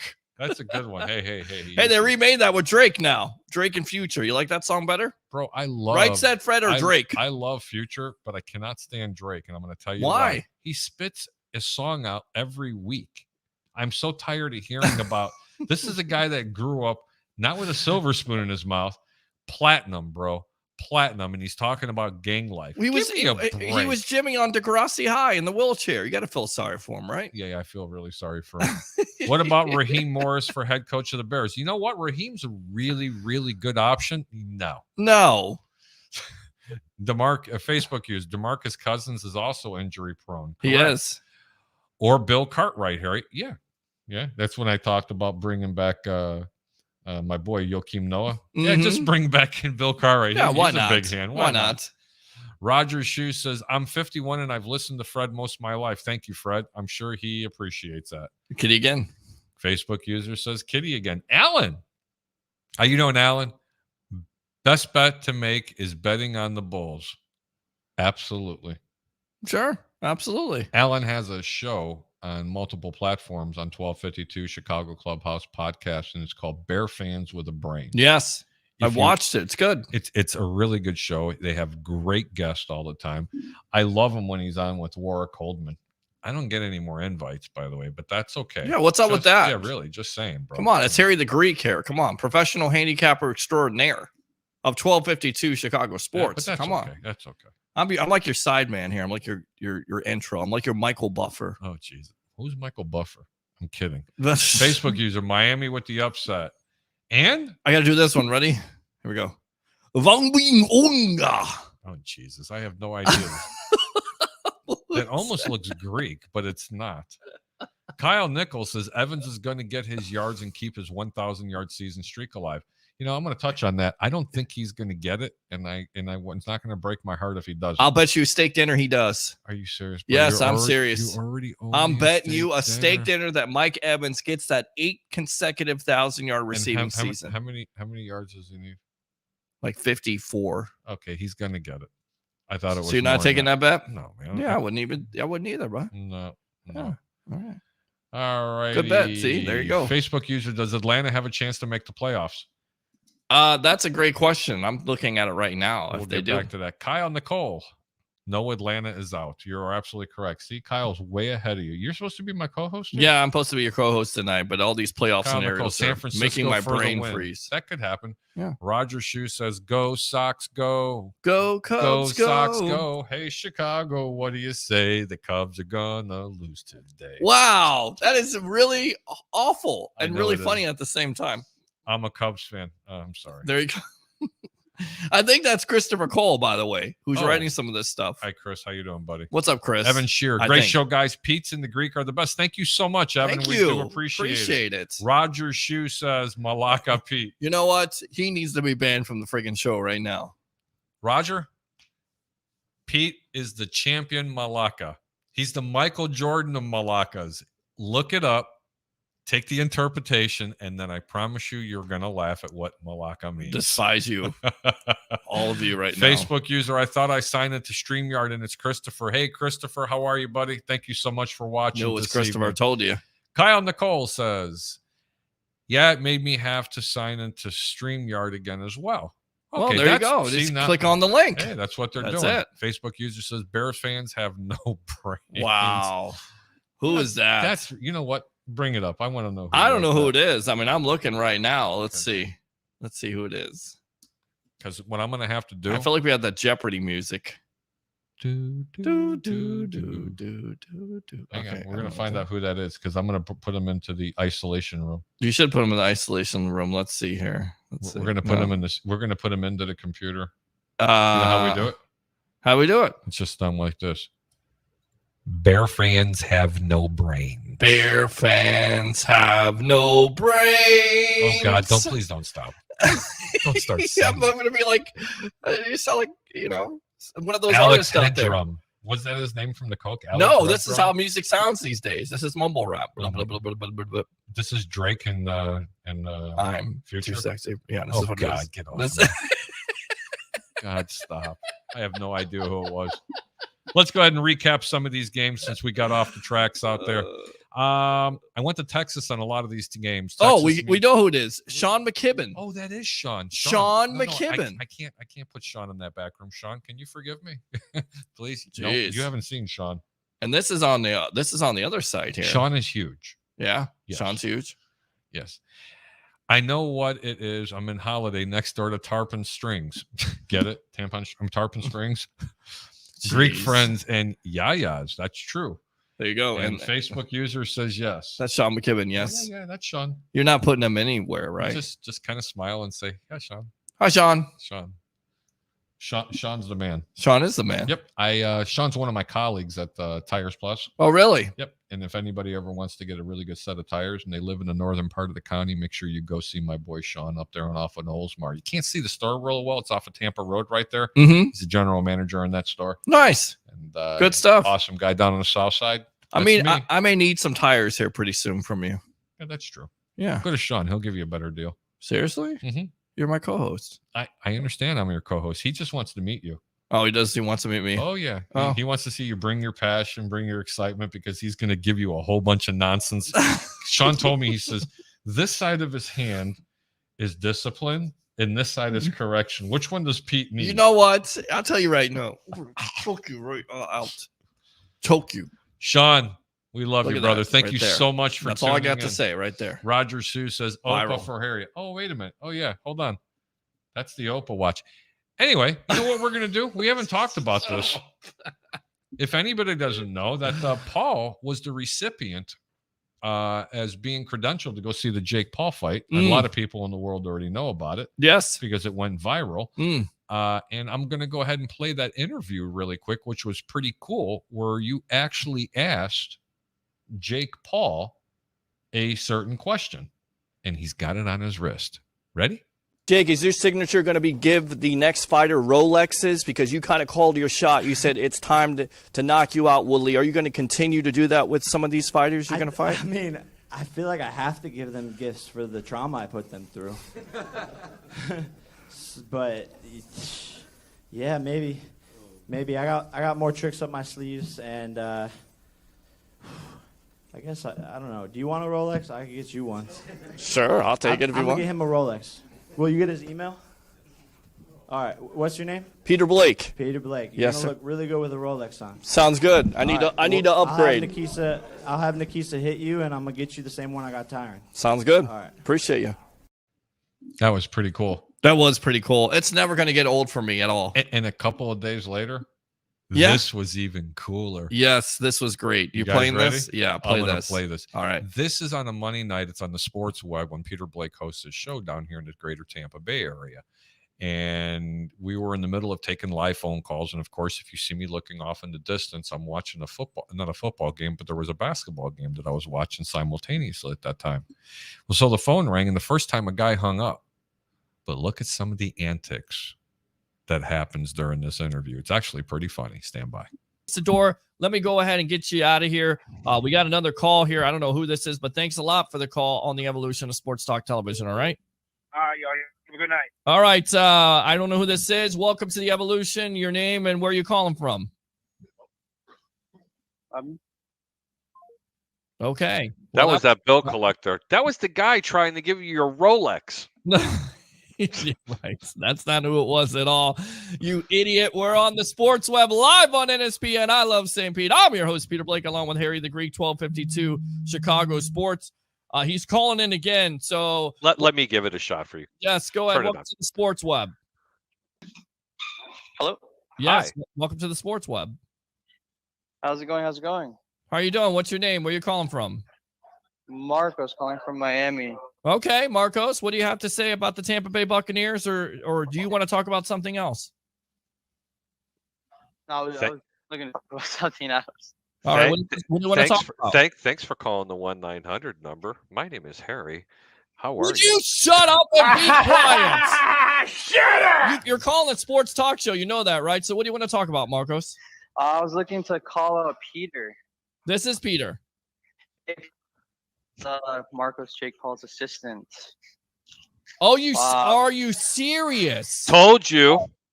Wait, is this live right now? This is live right now. This is No crazy. way. This is crazy. This is crazy. Yes, it is. Told you. Crazy. Wow. Okay, Sorry. so let welcome to the evolution. I swear to God, we did not plan this, but of course the story was about the Rolex situation. Jake Paul, I interviewed him, asked him a question about Rolexes being given to fighters, and he said, "You know what? Do you want one?" And I said, "Yeah, sure." Not thinking he was going to do that. So that's crazy. I just got your contact from Nikisa, Jake's manager. okay. I wanted to follow up.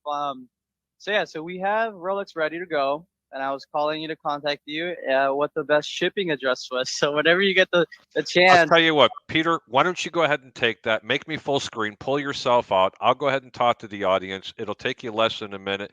And I think that's awesome. I think it is awesome too. Thank you very much for calling. Let me go ahead and get to you. Harry, let me go full screen here. Stand by. That was pretty cool. That was really cool. I I was so surprised by it my too. wife is pissed off about that to this day. Why? Because I took Bandit and showed his bum hole right in the middle of the camera to show you, look what kind of a goofball you are. That was funny. I was right. I knew it was. I was in a win-win situation at that time. Because I was like, how can I make this funny? It's going to be funny either way. But can you imagine if it was Jake Paul's people? Well, he didn't even know he was live. That was the funniest thing about it. It was. And And it I was wasn't, so funny. And by the way, when he says, well, you can get back with me. And I was like, oh, no. Just make me full screen. Right. You'll take over the show. Here, you go ahead and give him your information, ladies and gentlemen. That's that nice Rolex watch that he's watching that he's wearing right now. I think it's pretty cool. And for all you haters out there, that's what I say. Okay. You got comments. Absolutely. Oh, we do have some more. We got some more comments here. Yeah. Yes, we do. Kyle says Georgia or Bama, who's winning the BCS. You know what? I've been on Georgia's bandwagon. They can't seem to get by over the hump, Peter, against Alabama. I'm going to make this short and simple for you. I love Georgia. I still think they're the best team in the in college football. I didn't think Michigan was going to score any points except for a garbage touchdown at the end of the game. And You were unfortunately, right. I was right. Yep. And that was really it. Facebook user says it was awesome, Pete. Congratulations. Thank you, Sean. Appreciate you. And our Russian cohorts, right live from Moscow, says Vorten go. I couldn't even pronounce it. Anyway, let's go through some of these games really Dolph quick. Lundgren's brother, huh? Some of my best bets of the week. Dallas Stop, -4. The Bears money line. Absolutely don't be afraid. Do not take the points in this game. They're getting 5.5. Live it up a little bit. It's the last game of the season. I think Nagy's going to be playing for a job. Jacksonville plus the 15 points, kind of like them. Washington -7. The Giants are absolutely horrible. Pitt and Baltimore pass. Cincy, Cleveland pass. New England, Miami pass. Jets at the Bills -16 are the Bills. Wait to game time. You possibly get up to 18 points. Take the Jets on the road. They're playing really inspired football. Carolina at Tampa Bay. Carolina is getting 8 points at Tampa. I'm passing on this game. New Orleans at the Atlanta Falcons. Atlanta's at home getting 3.5 points. One of my best bets of the year were the Atlanta Falcons earlier against New Orleans, who were a huge underdog.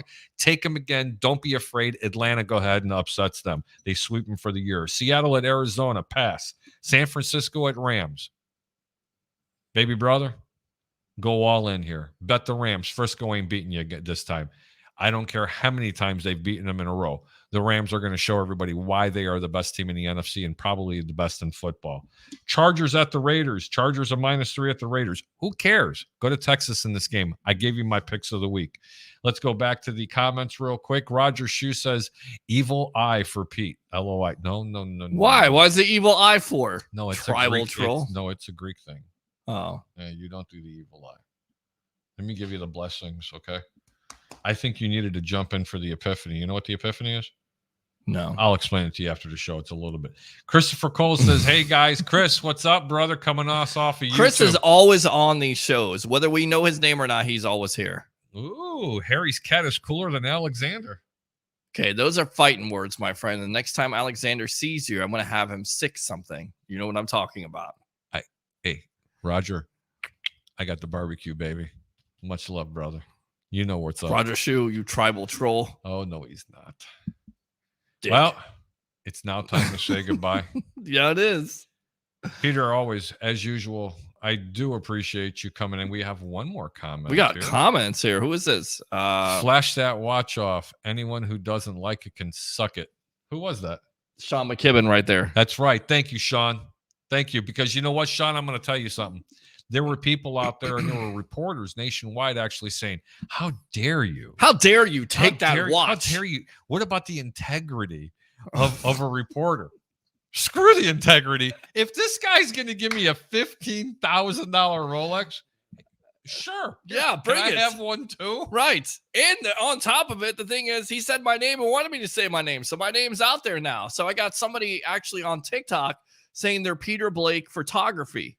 I don't even know who they are. I have no idea. Everybody's like taking, oh, I want to be Peter Blake. No, there's only one Peter Blake. It's right here. Roger Shue says the Rolex reporter. I can agree with that. Yes. Peter. Yes, sir. Appreciate you coming on the show tonight. Most importantly, appreciate you. What do you got to say? Bring your passion. Bring your excitement. Just don't bring any nonsense. I'm your host, Peter Blake. Tonight. Giving you something to think about. Or talk about. I do appreciate you coming on. Appreciate you too, bud. Want to say thank you to all the people that went ahead and made this interactive and go ahead and leave in comments tonight. It's getting a little bit late. Thank you so much for tuning into the Over Under. As usual, we'll see you next week when it comes playoff time. I'm your host, Harry the Greek, and as I always say, keep your bets low and your returns high. We'll see you next Friday night, 8 p.m. Central, 9 p.m. Eastern. Take care.